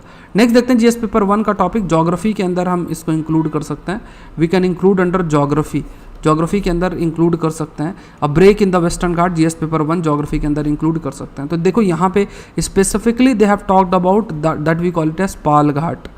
ये पाल घाट गैप जो है वो है, नीचे देखोगे तो सेनकोथा गैप है, there is this gap which is called as Shencottah gap, फिर you have a Palghat gap, फिर ये आपका वेस्टर्न घाट है, ठीक है, ये वेस्टर्न घाट का इलाका है, और ये है ना वेस्टर्न घाट, ये है ना, तो यहाँ बीच में गैप है। गैप का मतलब जैसे मान लो पहाड़ चल रहे हैं, ऐसे ऐसे ऐसे ऐसे वेस्टर्न घाट के पहाड़ हैं, इधर आप देखोगे तो ईस्टर्न घाट के पहाड़ हैं, तो क्या होता है कि यहाँ पे गैप एग्जिस्ट करता है, ऐसा काफ़ी बड़ा गैप है, आई थिंक 40 किलोमीटर, यार रेल रोड सब इसी गैप से होकर जाती है। इधर नीचे देखोगे तो सेनकोथा गैप हो जाता है, तो ये गैप है। तो इसके कुछ इंपॉर्टेंस के बारे में इन्होंने बातें बोली हैं, वो हमको जानना, ज्योग्राफी का बढ़िया टॉपिक बनता है।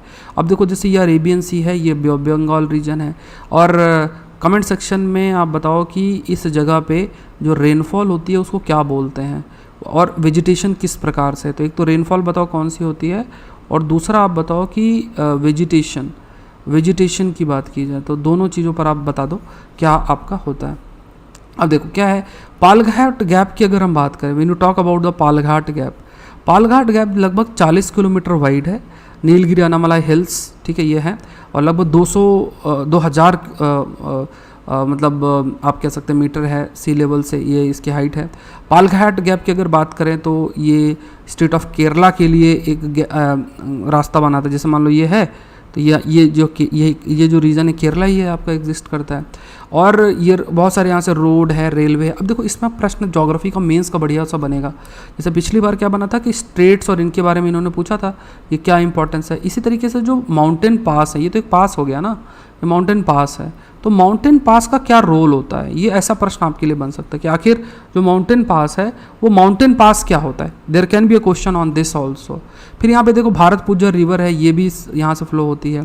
फिर यहाँ पे जैसे मान लो जो ट्रॉपिकल रेन फॉरेस्ट वेस्टर्न घाट में है, यहाँ पे आपका ड्राई एवरग्रीन फॉरेस्ट एग्जिस्ट आपके करते हैं। साथ में कहा गया कि जो गैप है, इस गैप के अगल बगल जो पेड़ पौधे हैं उसमें भी डाइवर्सिटी देखने को मिलती है, जैसे कई स्पीसीज फ्रॉग्स की एक साइड में मिलती हैं, है ना, दूसरी साइड में आपकी नहीं मिलती हैं। So origin of the Palghat gap also steps from the drift of the continental self after Australia. अब देखो ये चीज़ आपने सभी ने पढ़ी होगी, एक शब्द जिसे हम कहते हैं पैंजिया। पैंजिया क्या है, जिसमें बहुत सारे आपके जितने भी अगर आप देखोगे तो बहुत सारे जो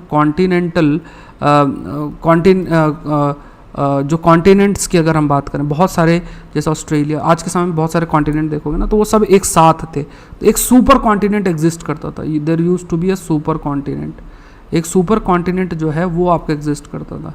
तो ये जो सुपर कॉन्टिनेंट है जिसे हम पैंजिया कहते हैं, इसके अगल बगल जो एरिया है उसको पैंथैल्सा कहते हैं, ठीक है, उसको हम पैंथैल्सा जो है वो कहते हैं। तो समुद्र, तो ये धीरे धीरे मूव करते थे, तो जैसे ऑस्ट्रेलिया है, अफ्रीका है, ये भी ब्रोक हुए फ्रॉम गोंडवाना लैंड पास, तो ये वो भी फैसिलिटेट किया इस पास के डेवलपमेंट में। So even India and Madagascar की बात करें, वो एक लैंड मास रहता है आपका बनता है, जहाँ पे वी कैन से, जहाँ पे पालाघाट गैप इज़ लोकेटेड। अब यहाँ पे कुछ रेनोट सरा जो गैप है, ये गैप है माडागास्कर में, तो इससे भी काफ़ी सिमिलैरिटी देखने को मिलती है। देखो इसमें थोड़ा कंफ्यूज मत होना, बस इतना समझो कि इंडिया है, मेडागास्कर है, ऑस्ट्रेलिया है, तो आपके पास दो मेजर लैंड मास पहले एग्जिस्ट करते थे। जैसे सुपर कॉन्टिनेंट एग्जिस्ट करता था, उसको पेंजिया बोलते थे। तो दो लैंड, एक अंगारा लैंड बोलते थे, एक गोंडवाना लैंड बोलते थे। तो हम जो है ये इंडिया, ऑस्ट्रेलिया, मेडागास्कर सब गोंडवाना लैंड के अंदर। तो इसमें जो बाद में जैसे जो कॉन्टिनेंटल ड्रिफ्ट हुए थे, जो मूव हुए थे, उसमें भी वो भी रोल प्ले किया था बालाघाट गैप क्रिएट करने में। तो ये थोड़ा सा याद रखना। मान लो कॉन्टिनेंटल ड्रिफ्ट के बारे में जो है आपसे पूछा। अब दूसरा ये भी कहा गया कि देखो इसमें कहा गया कि अच्छा जो स्पीसीज़ है उसमें वेरिएशन भी एग्जिस्ट करता है। तो उसके लिए बोला गया कि देखो there is a high possibility कि ये एक नदी है, नदी के नॉर्थ और नदी के साउथ में, तो जो भी ये पेड़ पौधे और जानवर जो भी आप कह सकते हो उसमें डाइवर्सिटी देखने को मिलती है। There is a diversity regarding this. तो यहाँ पे ये कहा गया कि जो एलिफेंट्स को भी देखा गया तो माइटोकॉन्ड्रियल जो डीएनए है एलिफेंट्स का, अनामलाई में, पेरियार सेंचुरी में, उसमें डिफरेंस देखने को मिलता है। अब जैसे चीता का आप एग्जांपल लो, आप लगातार पढ़ रहे हो, मैंने आपसे डिस्कस भी कई बार किया, अफ्रीकन चीता है और एक एशियन, दो तरीके के चीते हैं। अब देखो एक चीज़ याद रखना, अफ्रीकन चीता बहुत जो सबसे ज़्यादा नंबर है वो नामीबिया में है, नामीबिया अफ्रीका, जहाँ से हमने लगातार हम लोग चीता ले रहे हैं। और एशियन जो चीता वो मात्र ईरान में, ये फैक्ट याद रखना। अब दोनों में अंतर है, अंतर जैसे हम इंसान हैं, हम अगर इंसान है देखने में सब कुछ, अब कोई नॉर्वे में रहता है वो भी इंसान है, पर दोनों में अंतर क्या? अगर आपको अभी बोल दे जाओ नॉर्वे में रह लो तो बहुत मुश्किल होगा रहना, या नॉर्वे वाले को यहाँ बोल दो राजस्थान की गर्मी में रह लो, नहीं रह पाएगा, क्योंकि उसी तरीके से आपकी जीन डेवलप होती हैं, उसी तरीके से आपका शरीर इवॉल्व करता है। लेकिन जब हम जैसे उसी तरीके से आपका जीन डेवलप होती है और सब चीज़ें जो है इवॉल्व करती हैं। अब अगर इसी तरीके से अगर दूसरा पॉइंट आप सोचो कि जो अफ्रीकन चीता वो जिस अफ्रीकन एनवायरनमेंट है उसमें वो बना, आगे बढ़ा, सारा सब कुछ सीखा होगा, सारी चीज़ें, उसका शरीर का इवोल्यूशन उसी तरीके से आपने उसको इंडिया में लेकर आ गए, तो वो एशियन चीता के लिए मतलब हॉस्पिटेबल, तो उसको सर्वाइव करने में समय लगेगा, उसको इवॉल्व होने में समय लगेगा, उसको अडॉप्ट होने में समय लगेगा। इसी तरीके से क्या होता है कि धीरे धीरे जो जोग्राफिकल कंडीशंस होती है ना, उसमें भी जो जीव हैं अपने आप को बदलते रहते हैं, अडॉप्ट करते रहते हैं, उनका जेनेटिक इवोल्यूशन होता रहता है। तो यहाँ पे जो पालाघाट गैप है उसके पास भी जो रिवर्स हैं, पहले के टाइम पे जो रिवर्स थे, उस पर कहा गया कि देखो जो एलिफेंट्स थे ना उसमें भी वेरिएशन था। और वो कैसे वेरिएशन चेक करते हैं? माइटोकॉन्ड्रियल डीएनए को जब कंपेयर किया गया तो उसमें भी डिफरेंसेस थोड़े बहुत देखने को जो है मिले। फिर ये मतलब स्टडी भी डीएनए के बारे में की गई, जिसके बारे में हमें जानकारी मिली। जैसे एक बर्ड पाई जाती ऊटी के अराउंड, बाबा बुदान है ना, एंड बाबा बुदान माउंटेन है जिसे नीलगिरी ब्लू रॉबिन बोला जाता है। तो जो अनामलाई ग्रुप में जो है पाई जाती है उसमें थोड़ा डिफरेंट है, जिसे वाइट बेलिड ब्लू रॉबिन बोला जाता है। मतलब दोनों बर्ड्स हैं, पास पास ही पाई जाती हैं, but there is a difference between the two these two species. मतलब दो सेम बर्ड हैं बट दो जगह पे है, बट उनमें डिफरेंस है, द डिफरेंस एग्जिस्ट।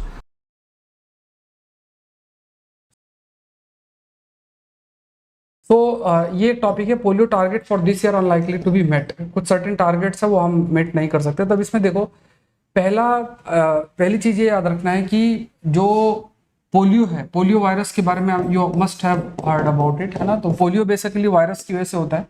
ये जो बीमारी है पोलियो की, that is caused by virus. 1988 से वर्ल्ड हेल्थ असेंबली ने स्टैब्लिश किया ग्लोबल पोलियो इरेडिकेशन इनिशिएटिव।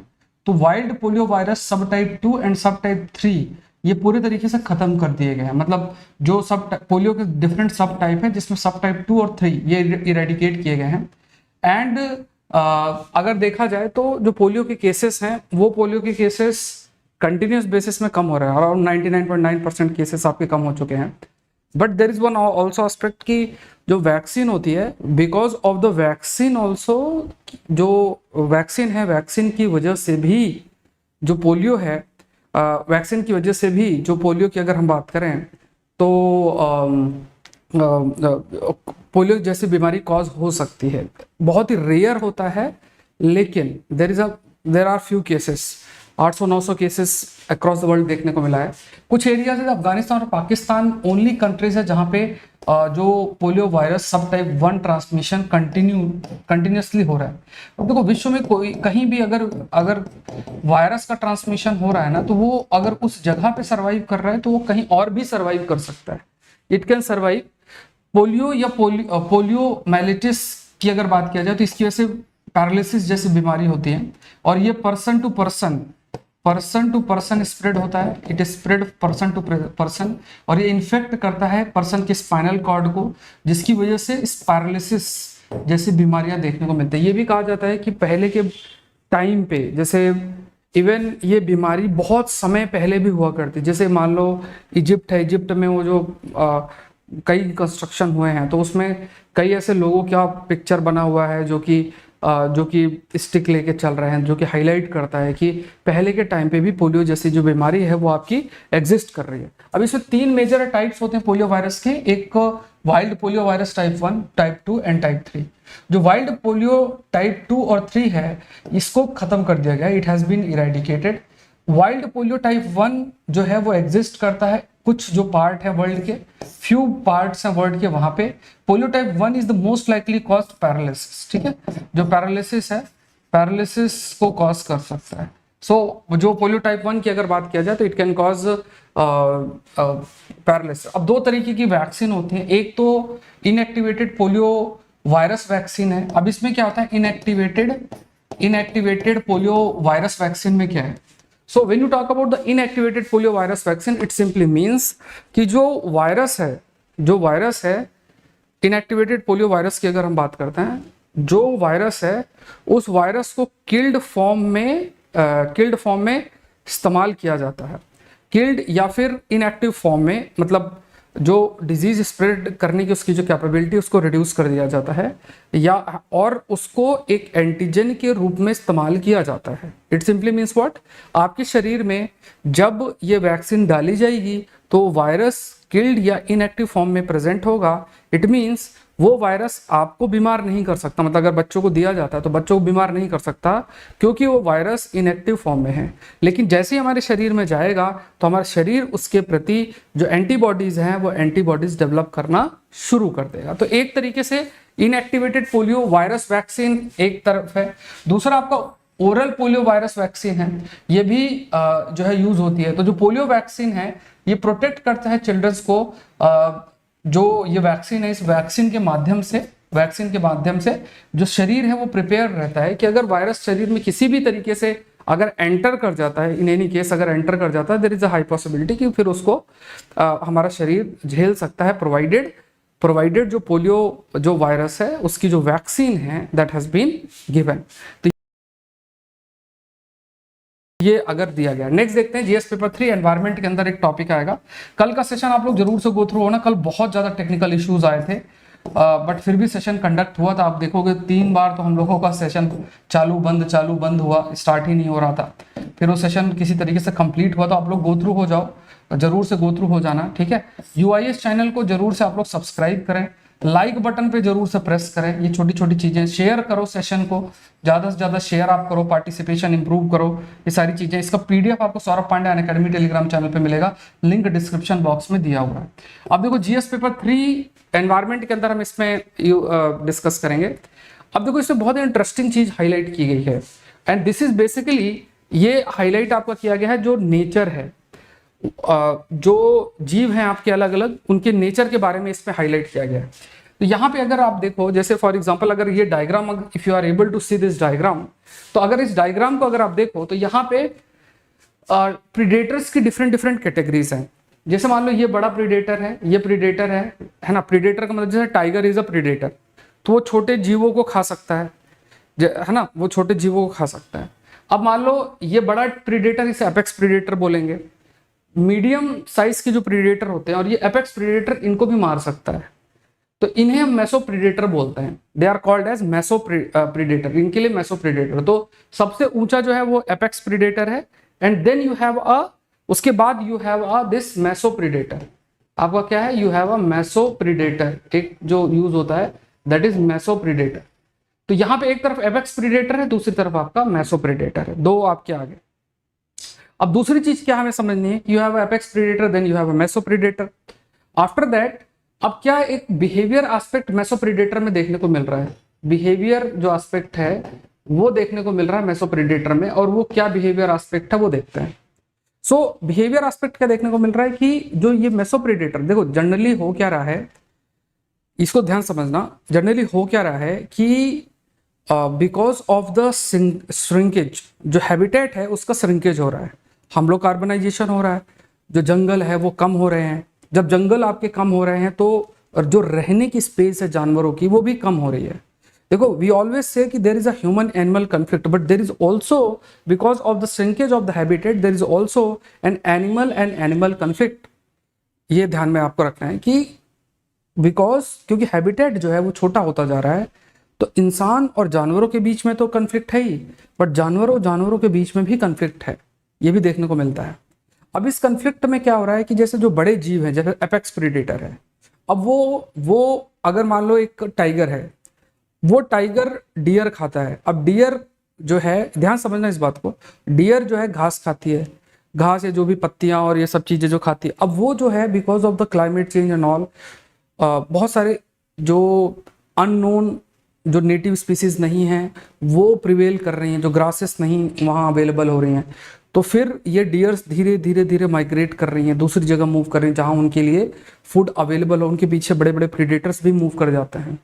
और देखने को क्या मिलता है कि ये जो एपेक्स प्रीडेटर है, they also start hunting meso predators. तो मेसो प्रीडेटर अपने आप को बचाने के लिए उन जगहों पे जा रहे हैं, उन जगहों पे जा रहे हैं जहाँ पे इंसान प्रेजेंट है। उनको ये है कि इंसान जहाँ प्रेजेंट है हमें खाने को भी मिल जाएगा, और साथ में हम बड़े जो प्रीडेटर है उससे भी बच जाएंगे। तो ये चेंजेस देखने को कंटिन्यूस बेसिस में, ये जो चेंजेस हैं वो चेंजेस आपको देखने को कंटिन्यूस बेसिस में ये चेंजेस देखने को मिल रहे हैं। ठीक है, तो ये ध्यान में रखना है। यहाँ तक क्लियर है सभी को? So meso predator is a predator which occupies a mid ranking trophic level. Mid ranking, यहाँ पे देखो जैसे डायग्राम में मैंने आपको दिखाया, सबसे ऊपर क्या है? Apex predator. जैसे मान लो टाइगर एक एपेक्स प्रीडेटर है, इसके नीचे आपका मेसो प्रीडेटर आता है। ठीक है, below this you have a meso predator. तो ये बिहेवियर चेंजेस जो हैं मेसो प्रीडेटर की, वो ह्यूमन सेटलमेंट की जगह पे जा रहा है। तो वहां अब देखो यहाँ पे क्या है कि एक इंपॉर्टेंट एस्पेक्ट अगर आपसे पूछे, what do you mean by human shield effect, अब ये चीज आपको याद रखना है कि what do you mean by human shield effect. अब ये आपने कहीं नहीं पढ़ा होगा ना, शंकराचार्य की किताब में इसके बारे में मेंशन है। तो ये जो फिनोमेना है कि जहां पे जो मीडियम साइज्ड, जहां पे जो ये मीडियम साइज्ड आपके ये जो जीव हैं, ये ऐसी जगह पे जाते हैं जो कि ह्यूमन डोमिनेटेड है। ठीक है, ऐसी जगह पे जाते हैं जहां जो कि ह्यूमन डोमिनेटेड है। तो ऐसी जगह जहां पे वो जाते हैं जो ह्यूमन डोमिनेटेड है, तो उस जो प्रेजेंस है ह्यूमन की वजह से, उसकी वजह से वो अपने आप को बड़े प्रेडेटर से बचा पाते हैं। इस चीज को कहा जाता है ह्यूमन शील्ड इफेक्ट। ये याद रखना, अगर आपसे कोई पूछे ह्यूमन शील्ड इफेक्ट किससे रिलेटेड है, तो ये ध्यान में रखना है, this is human shield effect. इसका PDF Saurabh Pandyan academy Telegram channel से आप डाउनलोड कर सकते हैं। एक चीज आप थोड़ा सा बता दो कमेंट सेक्शन में कि जो स्लाइड्स हैं, स्लाइड्स में जो कंटेंट है वो आपको विजिबल है ना? आई थिंक मतलब विजिबल तो दिखता है। अगर कोई इशू हो तो जस्ट लेट मी नो, है ना? अगर कुछ समझने में इशू आ रहा है वो भी आप बताओ कि सर आप इस और एक्सप्लेन करो। जो भी है आप लोग जरूर से हाईलाइट करें। अगर कुछ समझने में भी कभी कोई दिक्कत है या जो भी है ना, वो आपको जरूर से करना। प्रीलिम्स बूस्टर सीरीज आती है जिसमें डिफरेंट न्यूज़पेपर से जो टॉपिक्स हैं वो कवर्ड होते हैं, तो ध्यान में रखना है। एक सोर्स को आपको फॉलो करना है, एक न्यूज़पेपर को फॉलो करता है। आप 15 न्यूज़पेपर अगर फॉलो करोगे तो असल में एक न्यूज़पेपर को भी सही से फॉलो नहीं कर पाओगे। ये थोड़ा सा ध्यान में रखना है कि कोई मान लो 5-10 न्यूज़पेपर, मान लो कह दे कि 5-10 न्यूज़पेपर हम लोग कर रहे हैं, तो उसमें फिर होता क्या है फाइनली कि एक भी ढंग से कवर नहीं होता है। आपको एक चीज, अगर आप हिंदू न्यूज़पेपर को अच्छे से फॉलो करते हो और प्रीलिम्स बूस्टर सीरीज जो सुबह 7 बजे आती है उसको फॉलो करते हो, आपको और कुछ करना नहीं है। फिर आप अपना समय स्टैटिक सब्जेक्ट पे दो। दिन भर करंट अफेयर करोगे तो वो भी अच्छा तरीका नहीं है। नेक्स्ट देखते हैं, एक ये हाईलाइट आप कर सकते हो जब आप हाईलाइट कर रहे हो कि देखो किस प्रकार के डेवलपमेंट्स हो रहे हैं। तो यहाँ पे लेख के कंटेक्स्ट में एक स्टडी पब्लिश हुई है।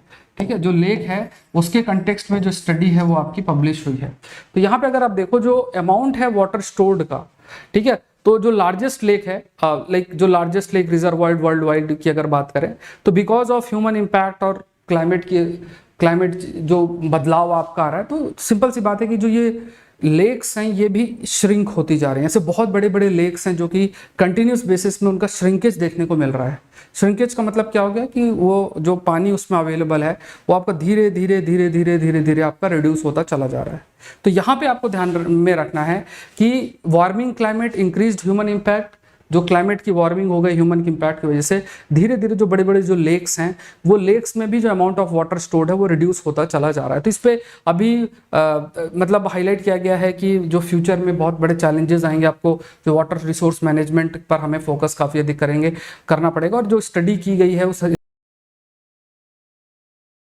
स्टडी के बेसिस में इस चीज को हाईलाइट आपका किया गया है। तो इसको आप हाईलाइट कर सकते हो विद योर राइटिंग अबाउट कि सपोज अर्बनाइजेशन का क्या इंपैक्ट हो रहा है, क्लाइमेट का क्या इंपैक्ट हो रहा है, फ्यूचर में क्या क्या चैलेंजेस आएंगे, फ्यूचर में हमें क्या क्या चीजें डेवलप करनी पड़ेंगी। सो वाटर रिसोर्स मैनेजमेंट पे हमें बहुत अधिक फोकस करना पड़ेगा, वो भी बहुत जरूरी है। नेक्स्ट टॉपिक देखते हैं जीएस पेपर 3 साइंस के अंदर। अब इसमें देखो स्पेसिफिकली मेंशन्ड एक एस्पेक्ट है कि that is what will be the fate of earth. अब इसको थोड़ा सा समझते हैं, और एक और टर्म यहाँ पे मेंशन्ड है that is Aquila. I think Aquila भी इसमें मेंशन्ड है। तो ये दो चीजें हम लोग जानेंगे, एक तो एक्विला के बारे में और दूसरा फेट ऑफ अर्थ क्या होगा। ये दो चीजें हम लोग डिस्कस करेंगे। देखो या ध्यान समझना, ठीक है। अगर आप सेशन लाइव देख रहे हैं तो वॉइस क्लियर आ रही है सभी को, everyone? I hope voice clear आप सभी को आ रही होगी।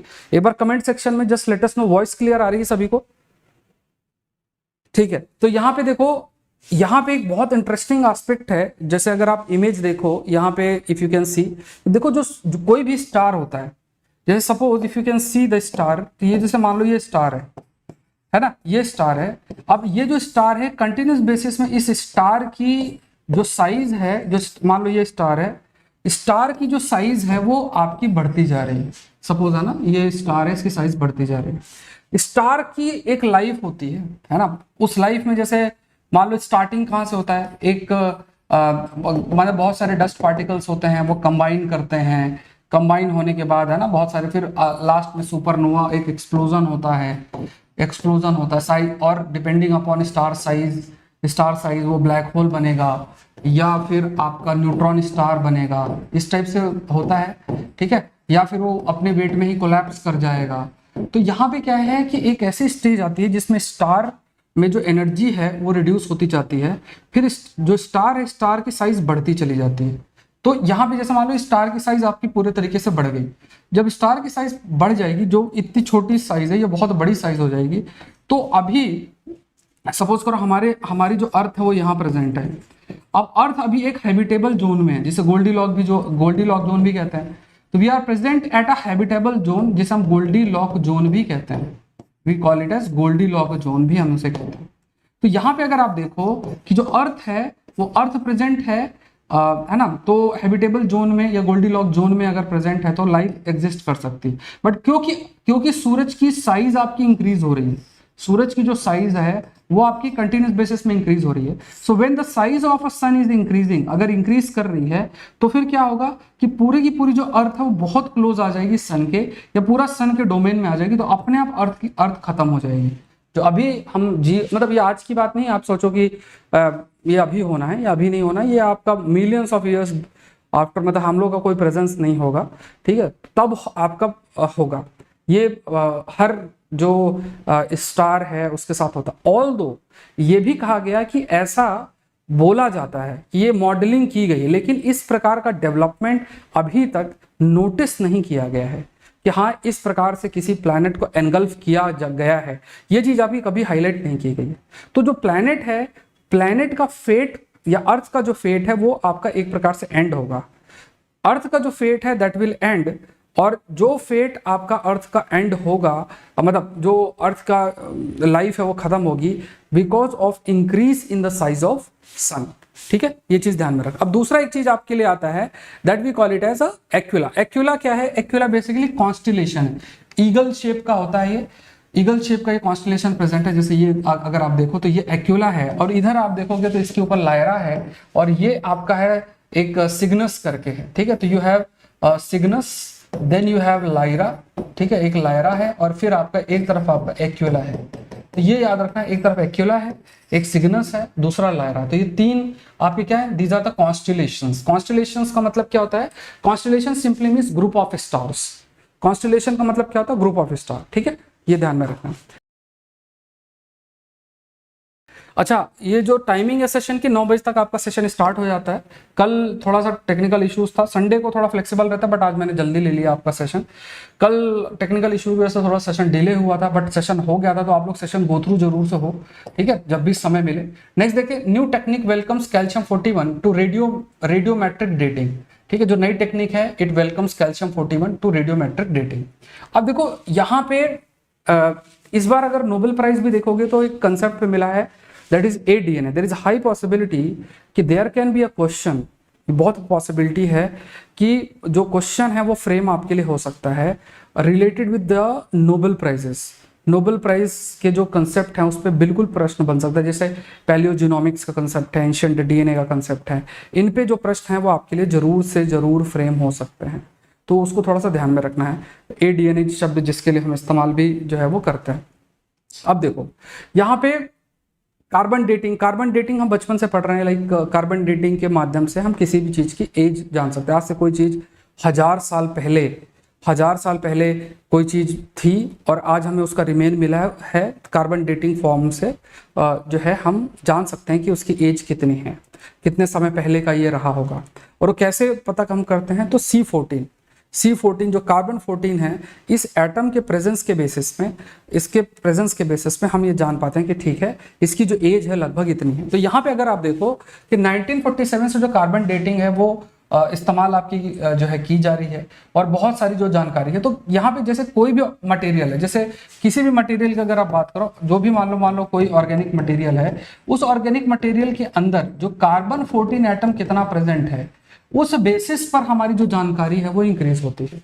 कार्बन 14 कितना प्रेजेंट है उस बेसिस पर जो हमारी जानकारी है रिलेटेड, जो कार्बन 14 कितना प्रेजेंट है उस बेसिस में जो हमारी जानकारी है रिलेटिंग टू द एज, और एज जो है ऑर्गेनिक मटेरियल का, उसके बारे में हम जान पाते हैं। सो कार्बन 14 के बारे में कहा गया कि इसकी जो हाफ लाइफ है, मतलब हाफ लाइफ का मतलब है कि इस टाइम पीरियड में इसका जो अमाउंट है इट इज रिड्यूस्ड बाय, मतलब ये हाफ से रिड्यूस हो जाता है। तो इसका जो हाफ लाइफ है वो 5700 ईयर्स का है। तो इट मीन्स व्हाट कि थोड़ा जो कैलकुलेशन करोगे तो कोई भी चीज़ अगर 50,000 साल से पुरानी है तो उस चीज़ की एज ये डिटरमाइन नहीं कर सकता। इट मीन्स व्हाट कि अगर ये किसी चीज़ में प्रेजेंट है तो 50,000 साल तक ये पूरे तरीके से खत्म होगा। It means we will not be able to calculate rightly कि बेस्ड ऑन कार्बन 14 एटम की हाँ इसकी एज इतनी है। तो ये एक लिमिटेशन है, ये फैक्ट आपको याद रखना है। This is a kind of a limitation. So 1979 से साइंटिस्ट हैं, उन्होंने सजेस्ट किया है कि जो कैल्शियम 41 है जिसकी हाफ लाइफ 99,400 ईयर्स है, मतलब आप ये देखो कार्बन 14 की हाफ लाइफ 5,900 ईयर्स है, इसमें 99,400 ईयर्स है। तो ये जो साइंटिस्ट हैं उन्होंने सजेस्ट किया कि जो कैल्शियम 41 है उसकी हाफ लाइफ 99,400 ईयर्स है। तो इट मीन्स ये पता नहीं कितने लाखों साल पुरानी चीज़ों की भी जो एज है वो आपका बता सकता है।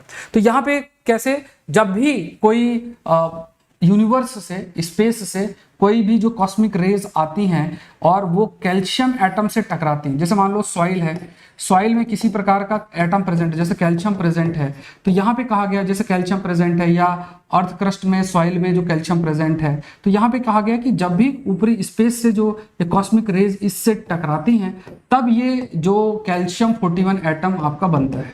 और ये जो है इसकी हाफ लाइफ क्या है, it's half life is more than 99,000 years. तो इसका मतलब लाखों साल तक जो है आपका प्रेजेंट हो सकता है। तो जो लिमिटेशन कार्बन 14 की है वो लिमिटेशन क्या है कि 50,000 साल से पुरानी कोई चीज है तो उसको वो कैलकुलेट नहीं कर सकता है। इस केस में अगर वो कितने साल भी पुराना हो उसको कैलकुलेट, उसकी एज को कैलकुलेट कर सकता है। तो ये जो फॉसिल के बारे में जानकारी है, इस फील्ड को बेसिकली ये जो रिसर्च है इसने काफी अधिक रिवोल्यूशनाइज जो है वो आपका किया है। सो कई प्रकार के अगर देखा जाए तो ये जो अप्रोच है कई प्रकार से काफ़ी हेल्प भी करेगी। कार्बन 14 का जो लिमिटेशन है उसको ये जो कैल्शियम 41 है basically that will help allot. अब इसमें एक दूसरा टर्म एक आता है दैट इज एटम ट्रेस। यहाँ पे अगर आप देखोगे there is this term called as atom trace analysis, atom trap trace analysis. तो एटम ट्रैप ट्रेस एनालिसिस इसका फुल फॉर्म से ही आपको पता चलेगा। एटम ट्रैप, जो एटम है उसको ट्रैप करना, फिर उसका एनालिसिस। तो जैसे कई प्रकार के तरीके होते हैं, जैसे मान लो ये अगर आप इंस्ट्रूमेंट आप देखोगे तो यहाँ पे जैसे फॉर एग्जांपल यहाँ पे कैमरा लगा हुआ है, यहाँ से जैसे कई प्रकार के सिस्टम्स आपके होते हैं। तो ये जो सिस्टम पूरा का पूरा अरेंजमेंट होता है, एटम आपके जो एटम्स हैं ट्रैप करना, उसके बाद सर्टेन इनका इस्तेमाल करके पूरे तरीके से एनालिसिस करना, ठीक है, उनको तरीके से एनालिसिस करना। तो यहाँ पे अगर आप देखोगे कि जो एटम ट्रैप ट्रेस एनालिसिस है, ये जो टेक्निक जिसे हम कहते हैं, तो ये क्या है कि किसी भी मतलब इस जो एटम है उसको स्पॉट कर सकता है।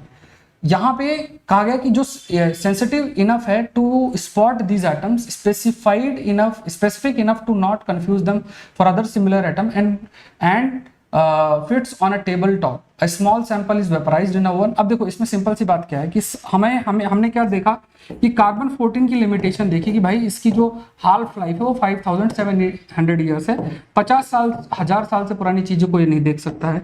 तो हमारे पास ऑप्शन है कैल्शियम 41 का कि ये थोड़ा ठीक है, जो बाहर से कॉस्मिक रेज होती हैं तो उसमें ये चेंजेस करके जो कैल्शियम 41 एटम बनता है। अब इसको आप कैसे जानोगे, तो इसके लिए ये टेक्निक है ATTA के माध्यम से हम जान सकते हैं कैल्शियम 41 के बारे में। कैसे?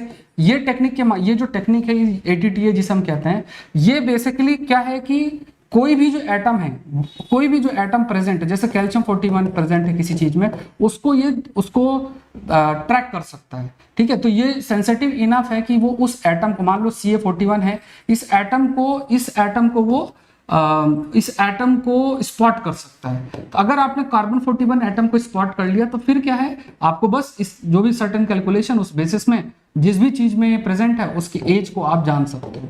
तो अगर आपको कैल्शियम 41 क्या इस्तेमाल करना है तो उसके लिए जो टेक्निक है ATTA टेक्निक, जिसके माध्यम से जो एटम्स है उनको स्पॉट किया जा सकता है। और सबसे इंपॉर्टेंट क्या है कि बहुत ही सेंसिटिव, मतलब ये बहुत सेंसिटिव है, मतलब ऐसा नहीं कि एक एटम है और दूसरा एटम है जो दोनों को डिफरेंशिएट ना कर पाए कि कार्बन का एटम है कि कैल्शियम का एटम है कि कोई दूसरे उसका एटम है तो वो डिफरेंशिएट ना कर पाए, ऐसा नहीं है। It can easily differentiate between the to. ठीक है, अब इसमें कई तरीके होते हैं कि लेजर के माध्यम से जो है लेजर का इस्तेमाल आपका किया जाता है, उसके माध्यम से फिर ये चीजें जानी जाती हैं। तो ये थोड़ा सा आपको ध्यान में रखते हैं। इसमें कई प्रकार के ऐसे टेक्निक्स होते हैं जिसके माध्यम से डेवलप किया जाता है। नेक्स्ट देखते हैं novel host directed molecules blunt और SARS-CoV-2 इन्फ्लुएंजा वायरस। अब यहाँ पे देखो हमारे लिए जो एक टॉपिक बनता है वो एक टॉपिक बनता है दैट इज DPUD।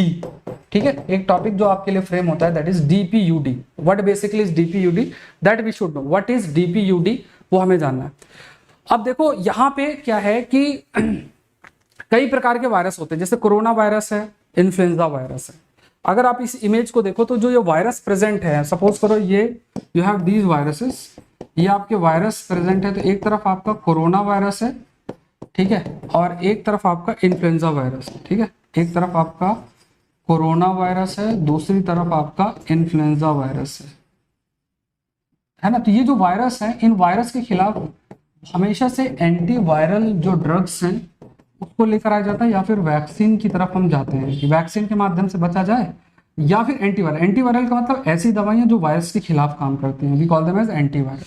तो इंडियन जो रिसर्च है उन्होंने क्या किया है, उन्होंने सिंथेसाइज किया है स्मॉल मॉलिक्यूल्स, जो कि मतलब एक स्मॉल मॉलिक्यूल को बनाया है जिसके माध्यम से ये जो SARS-CoV-2 है या फिर ये जो आपका इन्फ्लुएंजा वायरस है, इनके द्वारा जो इन्फेक्शन होता है उसको रोका जा सकता है। ये चीज़ हाईलाइट आपकी की गई है। तो यहाँ पे क्या है कि ये मतलब IIT रोपड़ और इन्होंने मिलके जो है वो डेवलप किया है कि जो इन्फेक्शन कॉज करने की एबिलिटी है वो इन मॉलिक्यूल्स के माध्यम से नहीं किया जाए। तो ये जो नया मॉलिक्यूल बनाया है उसी का नाम DPUD है। इट मीन्स 1,3-डाई फिनाइल यूरिया डेरिवेटिव्स, DPUD जिसे हम कहते हैं। अब ये क्या है, ये SARS-CoV-2 और जो इन्फ्लुएंजा वायरस है उसकी एबिलिटी, मतलब जो जैसे वायरस क्या करते हैं, वायरस बेसिकली जो सेल होता है उसको जाके इन्फेक्ट करते हैं। इन्फेक्ट करने के बाद जो सेल है वो सेल मल्टीप्लाई करेगा, साथ में वायरस का जेनेटिक मटेरियल उसमें प्रेजेंट होगा। तो जनरली जो भी सेल होगा उसमें वो वायरस से इन्फेक्टेड होगा। जैसे सपोज करो कि ये सेल है, इस सेल में वायरस ने इन्फेक्ट कर दिया। अब इस वायरस ने इन्फेक्ट कर दिया तो इसका जेनेटिक मटेरियल प्रेजेंट होगा, तो जब ये मल्टीप्लाई करेगा सेल तो उस सेल में भी जेनेटिक मटेरियल वायरस का प्रेजेंट होगा। तो ऐसे ही मल्टीप्लाई ये लोग करते, जो वायरस है वो मल्टीप्लाई करता चला जाएगा। तो यहाँ पे आपको क्या ध्यान रखना है कि 28 जो मॉलिक्यूल्स स्क्रीन किए गए हैं उसमें से ये जो मॉलिक्यूल है मतलब DPUD, बेसिकली ये जो एबिलिटी है कोरोना वायरस की या फिर इन्फ्लुएंजा वायरस की कि वो सेल को इन्फेक्ट कर सकते हैं, उस एबिलिटी को ये ब्लॉक कर देता है। ये इसका सबसे इंपॉर्टेंट सा एस्पेक्ट है कि उस एबिलिटी को ये ब्लॉक करता है। अब इसमें क्या है कि इस मॉलिक्यूल में एक आयंस प्रेजेंट है जिसे क्लोराइड आयंस बोलते हैं। ठीक है, तो ये जो मॉलिक्यूल्स हैं ये क्लोराइड आयन सेल्स में लेकर जाता है, और ये जो क्लोराइड प्रेजेंट होता है सेल की वजह से, इससे क्लोराइड इक्विलिब्रियम ब्रेक होता है। इसको मैं एक्सप्लेन करता हूँ आपको, ठीक है। एंड यहाँ पे जैसे अब देखो सिंपल सी बात है कि यहाँ पे क्या होता है कि जैसे मान लो ये सेल है, सेल के अंदर अगर ये DuPD मॉलिक्यूल एंटर कर गया, ठीक है, DuPD मॉलिक्यूल एंटर कर गया, ये अपने साथ आपका लेकर जाता है क्लोराइड आयन। क्लोराइड जो है वो प्रेजेंट होता है। जब क्लोराइड सेल के अंदर प्रेजेंट होगा, इससे क्या होता है कि क्लोराइड इक्विलिब्रियम ब्रेक होता है। जैसे मान लो, जैसे अगर सेल के अंदर भी बात की जाए ना, तो वो भी एक प्रकार से बहुत सारी जो केमिस्ट्री है वो इन्वॉल्व इसमें होती है। बहुत प्रकार के आप कह सकते हैं कि पाथवे आपके होते हैं, बहुत मॉलिक्यूल्स बनते हैं, बहुत सारी चीजें आपकी होती हैं। तो ये जो क्लोराइड इक्विलिब्रियम ब्रेक जैसे ही आपका होता है, तो मतलब जो ये इक्विलिब्रियम ब्रेक होता है, तो इससे जो कैपेबिलिटी है वायरस की कि वो सेल को इन्फेक्ट कर सके, क्योंकि सेल जो वायरस है जब किसी सेल को इन्फेक्ट करता है वो भी सर्टेन केमिस्ट्री पर निर्भर करता है, ठीक है। कई प्रकार के पाथवे हैं, उस पाथवे को वो यूज करता है वायरस, तभी वो सेल को जाके इन्फेक्ट करता है। तो ये DuPD क्या करता है कि वो क्लोराइड आयन डाल के इस पाथवे को ब्रेक करेगा, और जो वायरस है वो सेल को इन्फेक्ट, उसकी जो कैपेबिलिटी है कि वो सेल को इन्फेक्ट कर सके, वो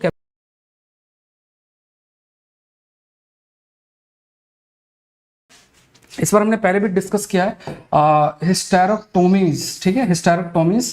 तो ये जीएस पेपर 3 साइंस के अंदर एक टॉपिक है।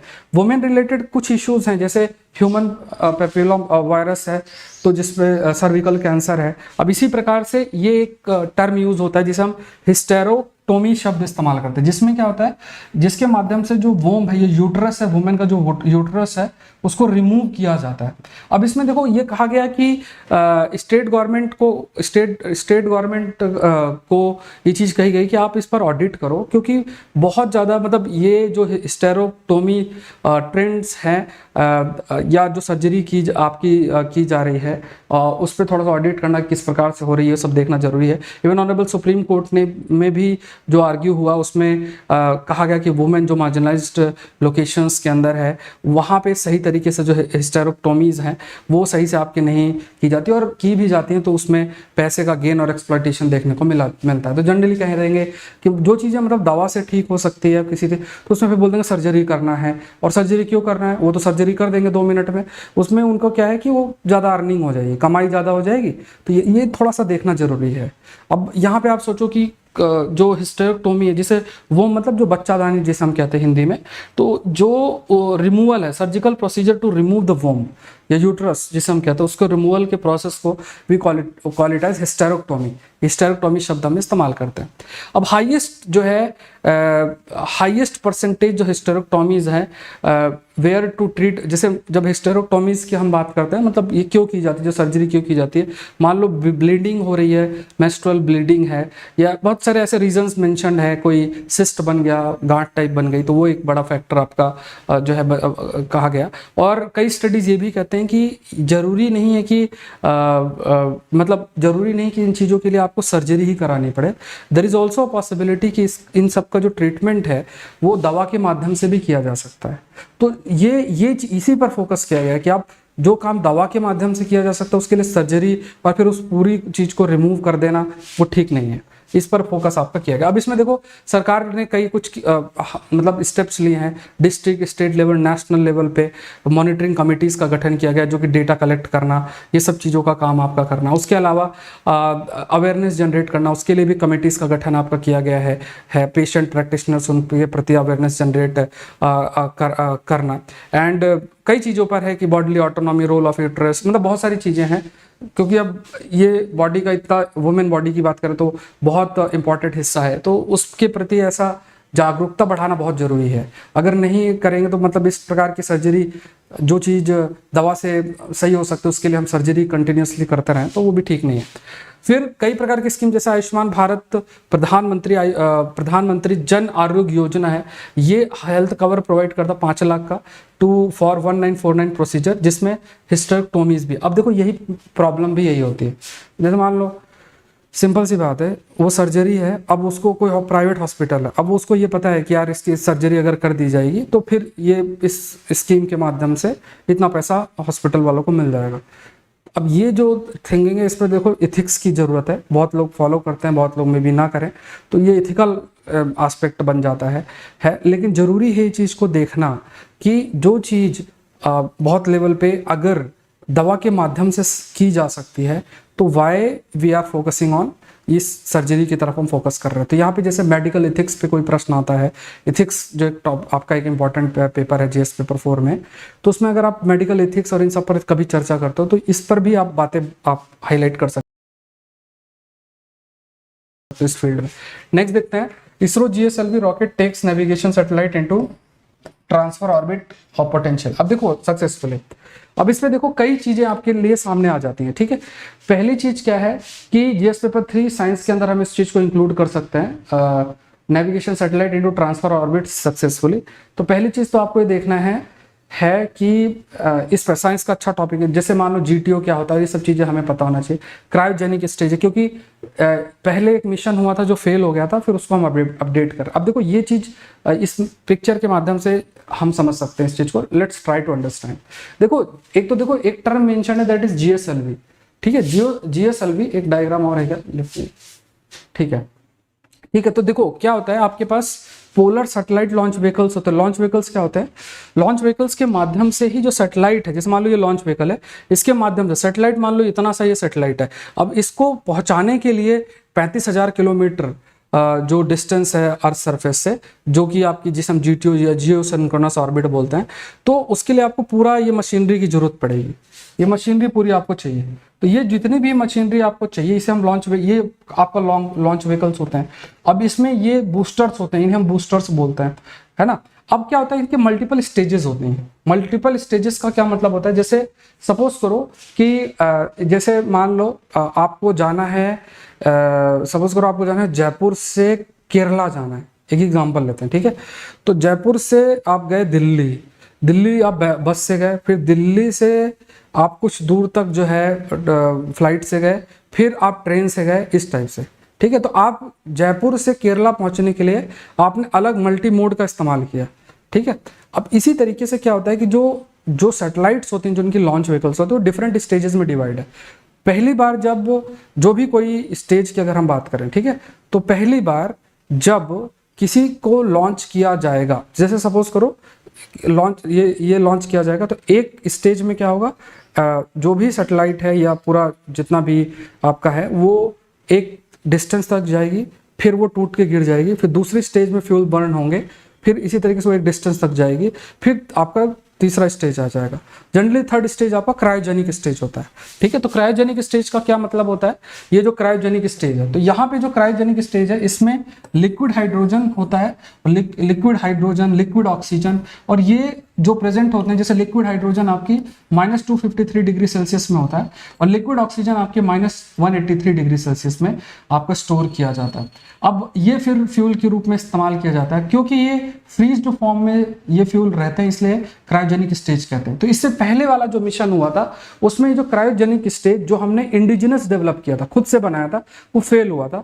अब वो मतलब सक्सेसफुल हो गया है, ठीक है। तो अब आपको मान लो खाली आप ये पढ़ के चले गए कि अभी हाल में ही ये लॉन्च हुआ है, तो वहां से उन लोग प्रश्न नहीं बनाएंगे, आपसे क्रायोजेनिक स्टेज क्या होती है और इस टाइप से प्रश्न साइंस एंड टेक्नोलॉजी में बना देंगे। तो थोड़ा सा डेप्थ में जाना आपका जरूरी आपका बनता है, ठीक है। तो जैसे मान लो ये आपका अगर आप देखोगे ना, तो this is the cryogenic stage, जहाँ पे ये फ्यूल आपका रखा रहता है फ्रीज्ड फॉर्म में, लिक्विड ऑक्सीजन और हाइड्रोजन आपका रहता है। तो यहाँ पे अभी एनवीएस नेविगेशन जो सैटेलाइट है, वो बेसिकली उसको आपका जियो सिंक्रोनस ट्रांसफर ऑर्बिट में किया गया है, ठीक है। जियो सिंक्रोनस ट्रांसफर ऑर्बिट में इस सैटेलाइट को लॉन्च किया गया है।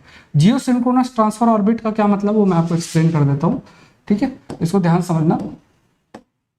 जैसे मान लो ये है अर्थ सरफेस, यहाँ से आप गए, ठीक है, लगभग 35,000 किलोमीटर।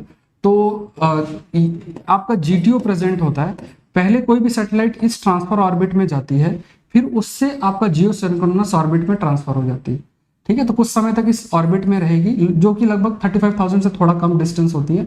इस ऑर्बिट में ट्रांसफर करके फिर आपका जियो सिंक्रोनस ऑर्बिट में ट्रांसफर हो जाता है। मतलब जो अर्थ है, जैसे अर्थ है ना, तो डिफरेंट ऑर्बिट्स आपके हैं, जैसे मान लो ये पोलर ऑर्बिट है इस टाइप से, ठीक है। इक्वेटर के अलॉन्ग आपकी ये ऑर्बिट है, डिफरेंट ऑर्बिट्स आपके प्रेजेंट होता है। तो लगभग 35,000 किलोमीटर की डिस्टेंस है वहां से अर्थ के सरफेस से। वो जो अर्थ के सरफेस से डिस्टेंस आपकी प्रेजेंट होती है, वो है, उसे हम जियो सिंक्रोनस ऑर्बिट कहते हैं। अब यहाँ पे ये अगर देखा जाए तो ये 9th फ्लाइट है with indigenous cryo stage. Cryo stage मैंने आपको एक्सप्लेन किया, तो ये इंडिजिनस मतलब हमने खुद से बनाई है। ये 6th ऑपरेशनल फ्लाइट है, ये तो मतलब ये तो कोई नहीं पूछेगा। और ये जो NVS 01 की अगर हम बात करें तो ये अपने साथ नेविगेशन पेलोड को कैरी करता है। कि पेलोड का मतलब जो चीजें जो सामान ये अपने साथ कैरी करता है। तो नेविगेशनल पर्पस के लिए जो है इस सैटेलाइट का लॉन्च किया गया। तो ये जो सैटेलाइट NVS 01 है, this is related with the navigation. जैसे इस बार भी अगर आप देखोगे ना, प्रश्न पूछा था कि कौन सा देश है जिसके पास खुद का नेविगेशनल है, ऑपरेशनल नेविगेशनल सैटेलाइट, जिसका आंसर जापान था। तो यहाँ पे आपको समझना है कि NVS 01 क्या है। ये नेविगेशन पेलोड आपका कैरी किया, साथ में एटॉमिक क्लॉक ये है आपका, इसने साथ में आपका कैरी किया। अब इसका वेट इस पर मेंशन है कि लगभग 2232 kg इसका वेट आपका रहा। एंड यहाँ पे NVS ये फर्स्ट है of the second generation satellite की बात करें तो navigation with the Indian constellation services NVS series of the satellite will be sustain and augment the नाविक इनहैंस्ड फीचर्स। ठीक है, तो यहाँ पे जैसे हमने जैसे IRNS के बारे में आपने सुना होगा, IRNSS। तो यहाँ पे वो क्या था कि उसमें 7 सैटेलाइट हम लॉन्च कर रहे थे, जिसके माध्यम से हमारा जो एरिया है उससे लगभग 1500 किलोमीटर तक का जो एरिया है हमारे देश का सराउंड करेगा, वहाँ हम नेविगेशन सैटेलाइट डेवलप कर सकते हैं। तो उन्हीं को और इनहैंस करने के लिए इस सैटेलाइट को भी आपका NVS सैटेलाइट को लॉन्च किया गया है। ठीक है, तो यहाँ पे आप देखो कि ये जो NVS 01 है, it will replace IRNSS 1G, इसको ये रिप्लेस आपका करेगा। एंड इससे जो हमारी नेविगेशन कैपेबिलिटी है that will also improve, that will also increase. Next देखते हैं, ये एक पर्सन इन न्यूज़ के रूप में हम इस टॉपिक को ले सकते हैं। यहाँ पे गिरीश चंद्र मुर्मू जो है, जो गिरीश चंद्र मुर्मू है वो कैग हैं, आप सभी को पता है। And has been reflected as the external auditor of the World Health Organization 4 year terms from 2024 से 2027। तो WHO में भी एक्सटर्नल ऑडिटर के रूप में इनको अपॉइंट किया गया है। गिरीश चंद्र मुर्मू हैं उनको। ठीक है, नेक्स्ट देखते हैं, यहाँ पे new LGBT law Uganda imposes capital punishment. तो यहाँ पे मतलब कैपिटल पनिशमेंट इम्पोज किया गया। तो ऐसा कौन सा देश है एंटी LGBT लॉ के कंटेक्स्ट में देखा जाए तो ये हार्सेस्ट लॉ जिस देश में आया है वो युगांडा है। फिर नेक्स्ट देखते हैं, चीता introduced without considering the special ecology study आपकी कहती है।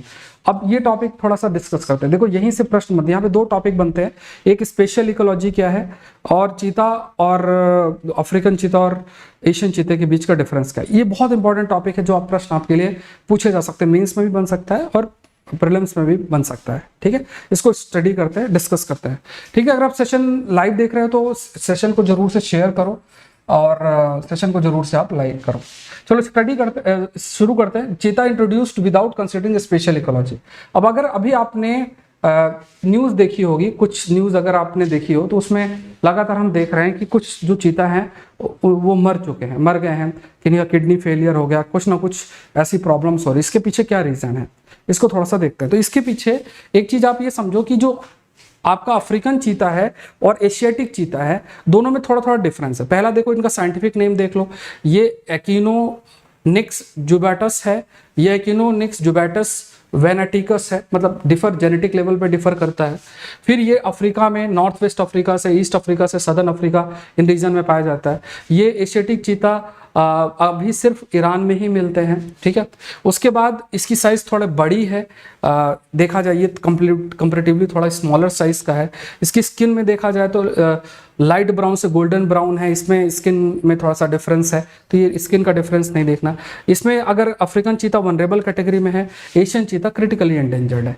तो यहाँ पे आप ये चीज़ देख सकते हो कि दोनों में जैसे अगर हम इंसान हैं, लाइक कोई इंडिया में रहता है या कोई अफ्रीका में रहता है, अगर उसको थोड़ा गर्मी में रहने की आदत है, तो अगर उसको नॉर्वे में लेकर जाया जाए तो उसको रहना बहुत मुश्किल हो जाएगा। क्यों? क्योंकि हमारे जेनेटिक लेवल पे जो डेवलपमेंट हुआ है, जिस तरीके से हमारा शरीर इवॉल्व हुआ है, वो डिफरेंट है in comparison to the person living in Norway में वो डिफरेंट कर। इसी तरीके से अफ्रीकन चीता के डिफरेंसेस हैं डिपेंडिंग अपॉन जिस तरीके के हैबिटेट में वो पहले रहा है। तो उसका जो इवोल्यूशन हुआ है जेनेटिक लेवल पे, उसके शरीर की जो संरचना हुई है वो कुछ उसी तरीके से हुई है जिस प्रकार से अफ्रीका की इकोलॉजी है। और उसको जब आप एशियन इकोलॉजी में लेकर आओगे, मतलब एशियन एरिया में लेकर आओगे, जैसे मान लो आप इंडिया में लेके आए, तो वहाँ पे जो हैबिटेशन अवेलेबल है वो डिफरेंट हैबिटेशन आपके लिए अवेलेबल होगा, चीज़ें थोड़ा सा डिफरेंट होगी। तो ये जो डिफरेंस है इसको ही हम इकोलॉजिकल लेवल पे, इसको ही हम स्पेशल इकोलॉजी शब्द इस्तेमाल करते हैं। जैसे सपोज करो कि कोई भी स्पेशल इकोलॉजी शब्द जब आप यूज़ करोगे तो एनिमल और प्लांट में डिफरेंसेस होंगे, कई प्रकार की बीमारियां जो है उसमें डिफरेंसेस होंगे, जो लैंडस्केप है वहाँ की उस पर डिफरेंसेस होंगे, कम्युनिटीज़ जो है डिफरेंट पॉपुलेशन डिफरेंट स्पीसीज की वो डिफरेंट होंगी, है डिफरेंट पॉपुलेशन डायनेमिक देखने को मिलेगा। और दूसरे जो पॉपुलेशन है इवन जिनको वो खाते हैं उसमें भी डिफरेंस देखने को मिलेगा। चीता मान लो किसी जीव को खा रहा है तो यहाँ पे जेनेटिक लेवल पे वो प्लांट डिफर करेगा, ये वो एनिमल डिफर करेगा इन कंपैरिजन अगर वो अफ्रीका में हो। तो ये जो डिफरेंसेस हैं इसी को हम स्पेशल इकोलॉजी भी कहते हैं, we call it as special ecology शब्द भी हम इसके लिए इस्तेमाल करते हैं। ठीक है, ये ध्यान में रखना है।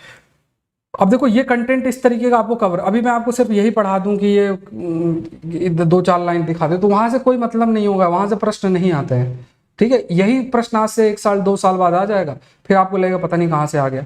नेक्स्ट देखते हैं आयरन फोर्टिफिकेशन। इस पर हमने चर्चा की हुई है, ये रिपीटेड है, फिर से पिछले संडे को भी आया था, इस बार भी इन्होंने प्रश्न बना लिया। तो बहुत हाई पॉसिबिलिटी है कि आपके लिए इस बार भी इस एरिया से कोई प्रश्न आपके लिए फ्रेम हो जाए। ठीक है, इसको थोड़ा सा मैं आपको एक्सप्लेन कर देता हूँ, फिर इसमें जो बातें लिखी हैं पीडीएफ डाउनलोड करके आप लोग गो थ्रू हो सकता है। ठीक है, तो यहां पे देखो सिंपल सी चीज आपको जो ध्यान में रखनी है वो क्या है। पहली चीज आपको ये ध्यान में रखनी है, ठीक है, first aspect you have to understand, जब आप फोर्टिफिकेशन शब्द की बात करते हो ना, when using this term called as fortification, it simply means, मान लो कोई भी वीट है, राइस है, कोई भी ऐसी चीज है, इसमें जब आप किसी न्यूट्रिएंट का एडिशन करते हो, न्यूट्रिएंट का, तो उसे हम फोर्टिफिकेशन शब्द, जैसे मान लो राइस है, राइस में आपने आयरन ऐड कर दिया, ये क्या, इसे हम फोर्टिफिकेशन कहेंगे। जब आप राइस खाओगे तो फिर आयरन जो है आपके शरीर में जाएगा, क्योंकि आप जैसे मान लो सॉल्ट है, सॉल्ट में वैसे आयोडीन नहीं होता बट आपने आयोडीन डाल दिया, इस सॉल्ट, ये क्या, इसे फोर्टिफिकेशन बोलेंगे। अब होता क्या है, जैसे मान लो आपके शरीर में आयरन की जरूरत है और आपने इस राइस को खाया, जब आपने इस राइस को खाया आपके शरीर में आयरन की जरूरत है तो आपके शरीर में आयरन पहुंच जाएगा। लेकिन एक पॉसिबिलिटी और क्या होती है, ठीक है, एक और चीज क्या होती है जो ध्यान से समझना है कि जब आपके शरीर में ऑलरेडी आयरन प्रेजेंट है और आप इस राइस को खा रहे हो जिसमें आयरन ऑलरेडी प्रेजेंट है, तो ये होगा iron, it will result into iron toxification, मतलब वो आपके लिए जहर का काम करेगा। अब ये जो है आपको बहुत सारी बीमारियां कर सकता है। जब कोई चीज ज्यादा होती है वो आपके शरीर को नुकसान करेगी। आयरन की आपको जरूरत है हीमोग्लोबिन को बनाने में, एनीमिक जो हो जाते हैं हम लोग, है ना, तो उससे बचने के लिए आयरन की जरूरत है, तो एक लेवल तक जरूरत है। अब वो बहुत ज्यादा हो जाए तो इट विल रिजल्ट इनटू टॉक्सिफिकेशन, ये टॉक्सिफिकेशन के लिए रिस्पॉन्सिबल हो सकती है। अब इसमें देखो बहुत सारी जो कंपनीज है ना वो फोकस कर रही हैं, फोर्टिफिकेशन इंडस्ट्री आपकी डेवलप हो रही है, लेकिन इसमें क्या होगा, कंपनी बहुत लॉबी भी बना रही है, लेकिन इसमें क्या होगा कि आप जब आप नेचुरल प्रोडक्ट से हटके, नेचुरल प्रोडक्ट के हटके केमिकल्स का कंज्यूम करोगे तो आपकी शरीर की जो केमिस्ट्री है ना, बॉडी की केमिस्ट्री उसको कैसे एक्सेप्ट करेगी। बॉडी अगर आप देखोगे तो बहुत तरीके के केमिकल रिएक्शंस आपके शरीर के अंदर होते हैं, बहुत तरीके के रिएक्शंस होते हैं, बहुत सारे मेटाबॉलिक फंक्शंस आपके होते हैं, बहुत सारे जो मेटाबॉलिक फंक्शंस हैं वो भी आपके एग्जिस्ट करते हैं। तो ये जो मेटाबॉलिक फंक्शंस हो रहे हैं, बहुत सारे रिएक्शंस, केमिकल रिएक्शंस आपके शरीर के अंदर हो रहे हैं, तो यहाँ पे आपको समझना है कि कोई भी न्यूट्रिएंट, चाहे आयरन हो या कोई भी न्यूट्रिएंट, अगर बहुत ज्यादा शरीर के अंदर पहुंचेगा तो वो एक जहर का काम करेगा। It will affect the metabolic aspect, it will affect the metabolic aspect जो है उसको आपका अफेक्ट होगा। ठीक है, तो यहाँ पे यही सारी बातें लिखी हुई हैं। तो जैसे मान लो इसमें मतलब लिखा हुआ है कि ज़्यादा आयरन खाने से क्या होगा, आपका जो पेट में इंटेस्टाइन है उसमें लाइनिंग है वो अफेक्ट होगी। इवन जो आपके जैसे मान लो कई माइक्रो ऑर्गेनिजम्स आपके शरीर के अंदर प्रेजेंट है, इंटेस्टाइन में प्रेजेंट होते हैं। अब वो जो ऑर्गेनिज्म आपके शरीर में इंटेस्टाइन में प्रेजेंट होते हैं वो आपके लिए बहुत फायदेमंद होते हैं, तो वो धीरे धीरे खत्म हो जाएंगे, ये भी पॉसिबिलिटी आपकी बनती है। तो यही सारे कई सारे इस पे इम्पैक्ट आपके मेंशन्ड है। ठीक है, तो इसको आप रीड कर लेना, मैं आपको शेयर कर दूंगा। अब देखो एक क्वेश्चन यहाँ से बन सकता है, जिसे आप ज्योग्राफी और इस सब में भी मेंशन कर सकते हो, कॉफी के बारे में। अब आपको कोई भी किताब में इसके बारे में नहीं बताएगा। अब कोई टीचर होंगे ज्योग्राफी के, मान लो यूपीएससी के लिए प्रश्न बनाना है तो यहीं से बना देंगे, फिर आपको लगेगा यार पता नहीं कहाँ से इतना टफ पेपर कहाँ से बना दिया, कहाँ से कैसे हो गया, क्योंकि इस चीज को कौन फॉलो करेगा, फॉलो करोगे ही नहीं, सिंपल सी बात है। तो ये थोड़ा सा देखना है। मेंस में भी ये पेपर 2 पेपर 3 में यही स्ट्रेटजी ये लोग फॉलो कर रहे हैं, सेम सी चीज। अगर आप इस चीज को ये, और ये आज से नहीं कर रहे हैं, 22 में भी कर रहे हैं, 21 में भी कर रहे हैं, 24 में भी करेंगे, 25 में भी करेंगे, सेम सी चीजें ये लोग करना। अब देखो यहाँ पे देखो, अब आपने सभी ने सुना होगा साउथ इंडिया की जो कॉफी होती है। अब आपको लगेगा यार मैं क्यों पढ़ूं इसके बारे में, मुझे क्या फायदा इससे पढ़ने से। अब यहाँ पे देखोगे, पहले तो ये फैक्ट इसमें मेंशन है कि इंडिया 6th लार्जेस्ट प्रोड्यूसर है कॉफी का वर्ल्ड का, Brazil, Vietnam, Colombia, Indonesia, Ethiopia और हॉन्डुरस के बाद। तो ये एक ज्योग्राफिकल फैक्ट आ गया है ना। जैसे इस बार कोबाल्ट का पूछा था, कोबाल्ट पे आया था, ठीक है, आप लोग लिथियम करके गए थे, कोबाल्ट पर भी पेपर के अंदर आया था। तो इसी तरीके से देखो कॉफी का डिस्ट्रीब्यूशन बता दिया, इंडिया ने इतनी कॉफी प्रोड्यूस की है, कितना प्रोड्यूस का हमको मतलब नहीं है, बट ये फैक्ट आपको याद रखना है कि ये जो कंट्रीज हैं, इन कंट्रीज में कॉफी का प्रोडक्शन आपका होता है, ठीक है। ये जो कंट्रीज हैं, इन कंट्रीज में कॉफी का जो प्रोडक्शन है वो आपको देखने को मिलता है, that is Brazil, Vietnam, Colombia, Indonesia, Ethiopia, और इंडिया क्या है 6th पोजीशन है। अब कॉफ़ी में बहुत सारे एंटीऑक्सीडेंट्स होते हैं, विटामिन्स होती हैं, जैसे कई प्रकार के हार्मफुल, आप मानो कि रेडिकल्स या चार्जेस आपके सेल्स के अंदर प्रोड्यूस होते हैं, तो उनको काउंटर करने का काम एंटीऑक्सीडेंट का होता है। अदरवाइज जो सेल की लाइफ है वो खत्म हो जाती है। तो उसमें बहुत सारे एंटीऑक्सीडेंट्स प्रेजेंट होते हैं, विटामिन होते हैं। तो अब आपसे बन सकता है प्रश्न की कॉफ़ी में क्या क्या चीज़ें होती है, ये विटामिन और एंटीऑक्सीडेंट। आप सोचोगे कॉफ़ी में दूध होता है और चीनी होता है, यही सोचोगे, बट और भी चीज़ें होती हैं, विटामिन एंड मतलब ये सब डाल के कॉफ़ी बनती है। तो आप समझो कि कॉफ़ी जो कंपोनेंट है उसमें क्या क्या है। अब ये क्वेश्चन आपका आ गया। अब यहाँ पे क्या है कि हमारे इसके बेनिफिट्स क्या है कि हमारे स्टमक जो सेल्स हैं, स्टमक्स होते हैं, जो पेट है उसमें कुछ सेल्स हैं, उसमें कई प्रकार के, क्योंकि एंटीऑक्सीडेंट्स के रूप में है, तो बहुत सारे जो डैमेज है सेल्स का, जो डैमेज होता है ऑक्सीडेशन फैक्टर की वजह से, मतलब जैसे मान लो कि एक टर्म होता है जिसे हम फ्री रेडिकल्स बोलते हैं। तो जो कुछ चार्ज्ड कंपोनेंट होते हैं, कुछ आपके प्रेजेंट होते हैं जो चार्ज रेडिकल्स, उनको काउंटर करने का काम एंटीऑक्सीडेंट्स का होता है।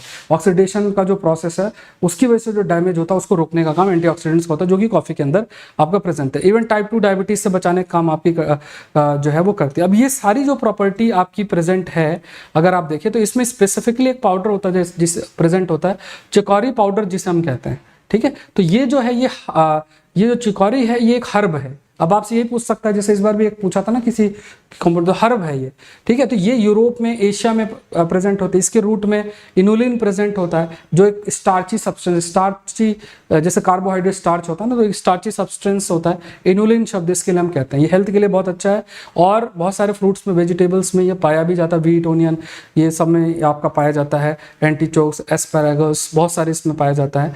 और आप कह सकते हैं कि इवन स्वेलिंग को रिड्यूस करने में इस पाउडर का काम होता है। ये हर्ब की अगर बात करें, चिकोरी, तो ये साउथ इंडियन कॉफ़ी जो होती है उसमें ये भी प्रेजेंट होता है।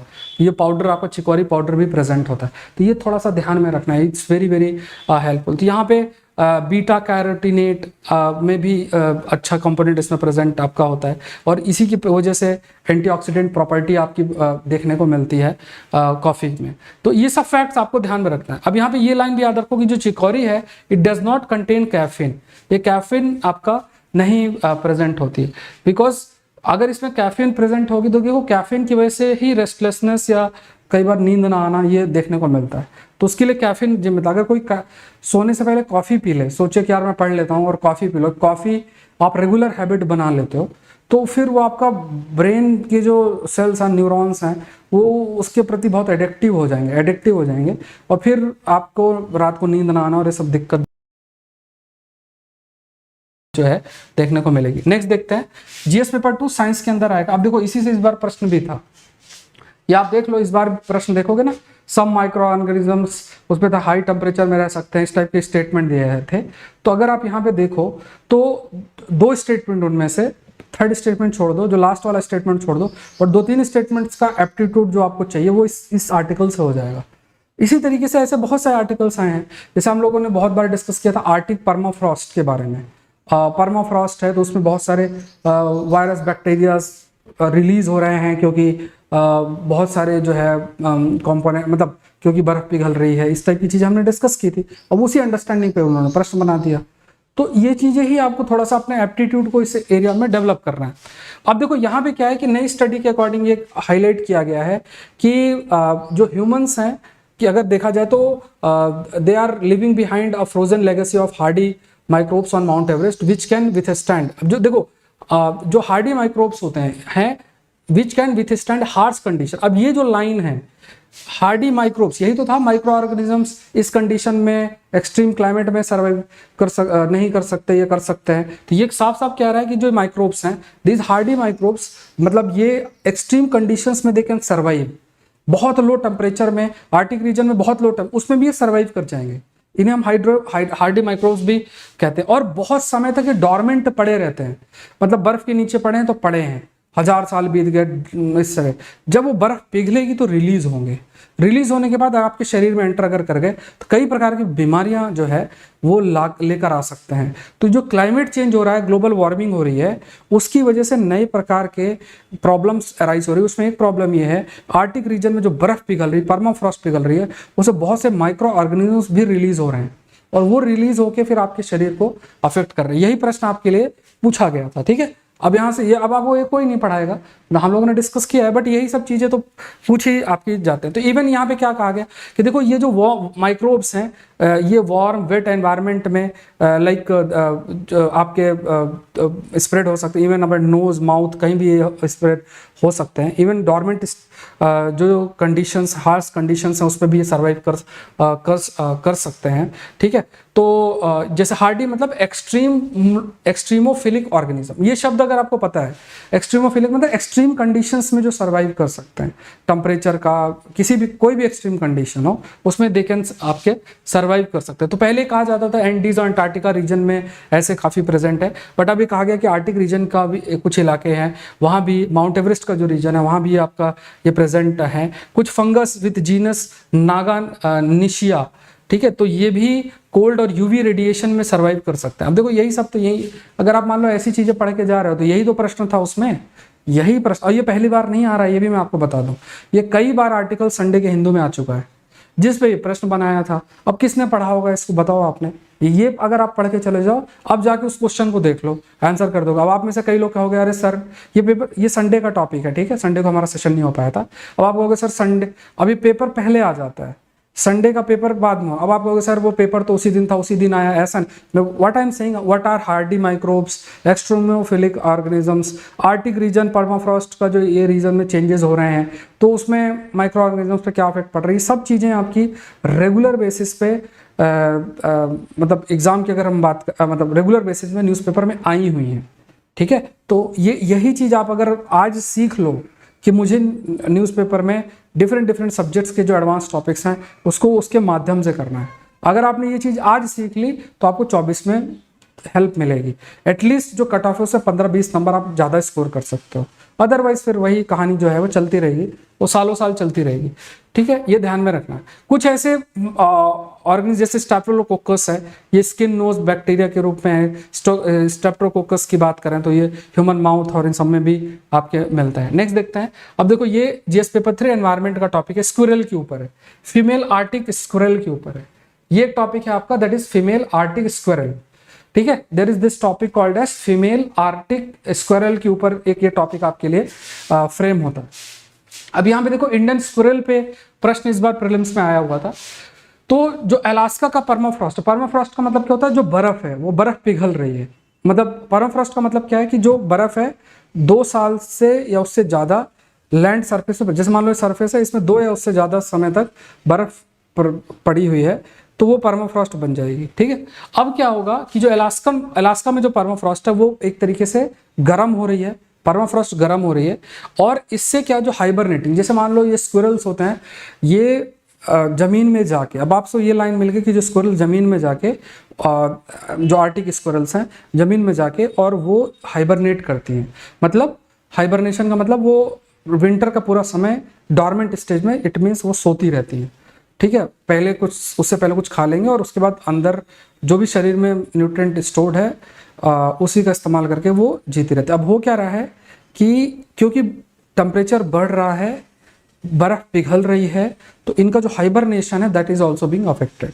तो कभी भी क्लाइमेट, जैसे आपसे कोई प्रश्न पूछते हैं क्लाइमेट चेंज का इंपैक्ट बायोडाइवर्सिटी पर क्या पड़ता है, ये एग्जाम्पल कोट कर सकते हो, ठीक है, you can coat this example, important है, ठीक है। नेक्स्ट देखते हैं एग्रीकल्चर का, जीएस पेपर 3 का एक टॉपिक आपका बन जाता है, there is this concept called as soil biodiversity, ठीक है। एग्रीकल्चर का एक अच्छा प्रश्न आपके लिए फ्रेम हो सकता है, दैट इज सॉइल बायोडाइवर्सिटी, ठीक है। तो सॉइल बायोडाइवर्सिटी का क्या मतलब होता है, इट सिंपली मीन्स जो माइक्रो ऑर्गेनिज्म सॉइल के अंदर प्रेजेंट है, ठीक है। तो सॉइल के नीचे बहुत सारे बैक्टीरिया, फंगस ये सब प्रेजेंट होते हैं जो कि सॉइल के न्यूट्रिएंट्स को इंप्रूव करने के लिए बहुत हेल्पफुल होता है। अब इसमें एक चीज आप थोड़ा सा देखो कि जो सॉइल माइक्रोबायोटा है, ठीक है, तो जो सॉइल माइक्रोबायोटा मतलब सॉइल के अंदर जो भी माइक्रोब्स आपके प्रेजेंट हैं, तो ये जो प्रेजेंट है ये प्लांट की या ट्री की, ध्यान समझना कि ये जो है ट्रीज की जो कैपेबिलिटी है, ये जो प्लांट की कैपेबिलिटी है उसको इन्हेंस और इंक्रीज करती हैं कि क्लाइमेट चेंज की वजह से जो भी बाहरी एरिया में बदलाव हुआ है उसको वो फेस कर सके। मान लो एक पेड़ है, वो पेड़ जमीन पे है, जमीन में बहुत सारे माइक्रोब्स प्रेजेंट हैं, उसे हम सॉइल माइक्रोबायोटा बोलेंगे। अब वो because of this soil microbiota वो जो ट्री है it can withstand extreme climate events, ठीक है। ये चीज स्टडी आपकी कहती है। तो आपसे कभी प्रश्न आए कि सॉइल माइक्रोबायोटा क्या है, अब इसका ये भी है फर्टिलाइजर जब बहुत अधिक इस्तेमाल हम करते हैं तो सारे के सारे सॉइल माइक्रोबायोटा खत्म हो जाते हैं। तो इससे जो कैपेबिलिटी है कि क्लाइमेट चेंज के वजह से जो भी एक्सट्रीम कंडीशंस हैं उसको फेस करने की जो कैपेबिलिटी है वो भी आपकी रिड्यूस हो जाती है, ठीक है। ये ध्यान में रखना है, ठीक है। तो ये पॉइंट इंपॉर्टेंट है। एक इंपॉर्टेंट इन्फॉर्मेशन ये भी आपके लिए है कि अगर आप लोग इस साल आपने पेपर दिया है, आपका कई लोग का अच्छा भी हुआ होगा, तो यहाँ पे आप समझो कि ये कोर्स मैं आप लोग के लिए ले आऊँ। तो अगर आपने एपीएफसी का फॉर्म भरा है, असिस्टेंट प्रोविडेंट फंड कमिश्नर वाला, अगर आपने फॉर्म भरा हुआ है तो इस कोर्स को जरूर से ज्वाइन करो। नीचे लिंक दिया हुआ है, कोड जो यूज करना है दैट इज SPLIBE, ठीक है। ये कोड है तो अमाउंट और रिड्यूस हो जाएगा। इसमें आपके लिए general science, labour law, industrial relation, 1 year current affairs, ये सब पैकेज्ड कोर्स, मतलब इसी में सब कुछ इंक्लूडेड है। तो 2 जुलाई को आपको पेपर है, ठीक है। नीचे लिंक दिया है, उस लिंक में डिस्क्रिप्शन बॉक्स में क्लिक करना, ये कोड डाल के ज्वाइन कर लेना। आपने अभी हिस्ट्री और ये जितनी भी दूसरी चीजें हैं ना इसके अलावा वो सब आपने अच्छे से कर रखी है, सीसेट अच्छे से कर रखा है, तो ये आपके लिए बहुत अच्छा है कि बस ये चीजें अगर आप कर लो, असिस्टेंट प्रोविडेंट फंड कमिश्नर वाला जो पेपर आपका होना है यूपीएससी के द्वारा 2 जुलाई को, वो आपका कवर हो जाएगा। मैं ही पूरा आपको लूंगा, मात्र 8 क्लासेस है, हर क्लास 3 घंटे की है, और 6 तारीख को आपका पहला कोर्स पहले क्लास है, 6 को आपकी फर्स्ट क्लास है। तो नीचे डिस्क्रिप्शन बॉक्स में लिंक दिया है, उस पर आपको क्लिक करके ज्वाइन करना है, कोड यूज करना है, दैट इज SPLIBE।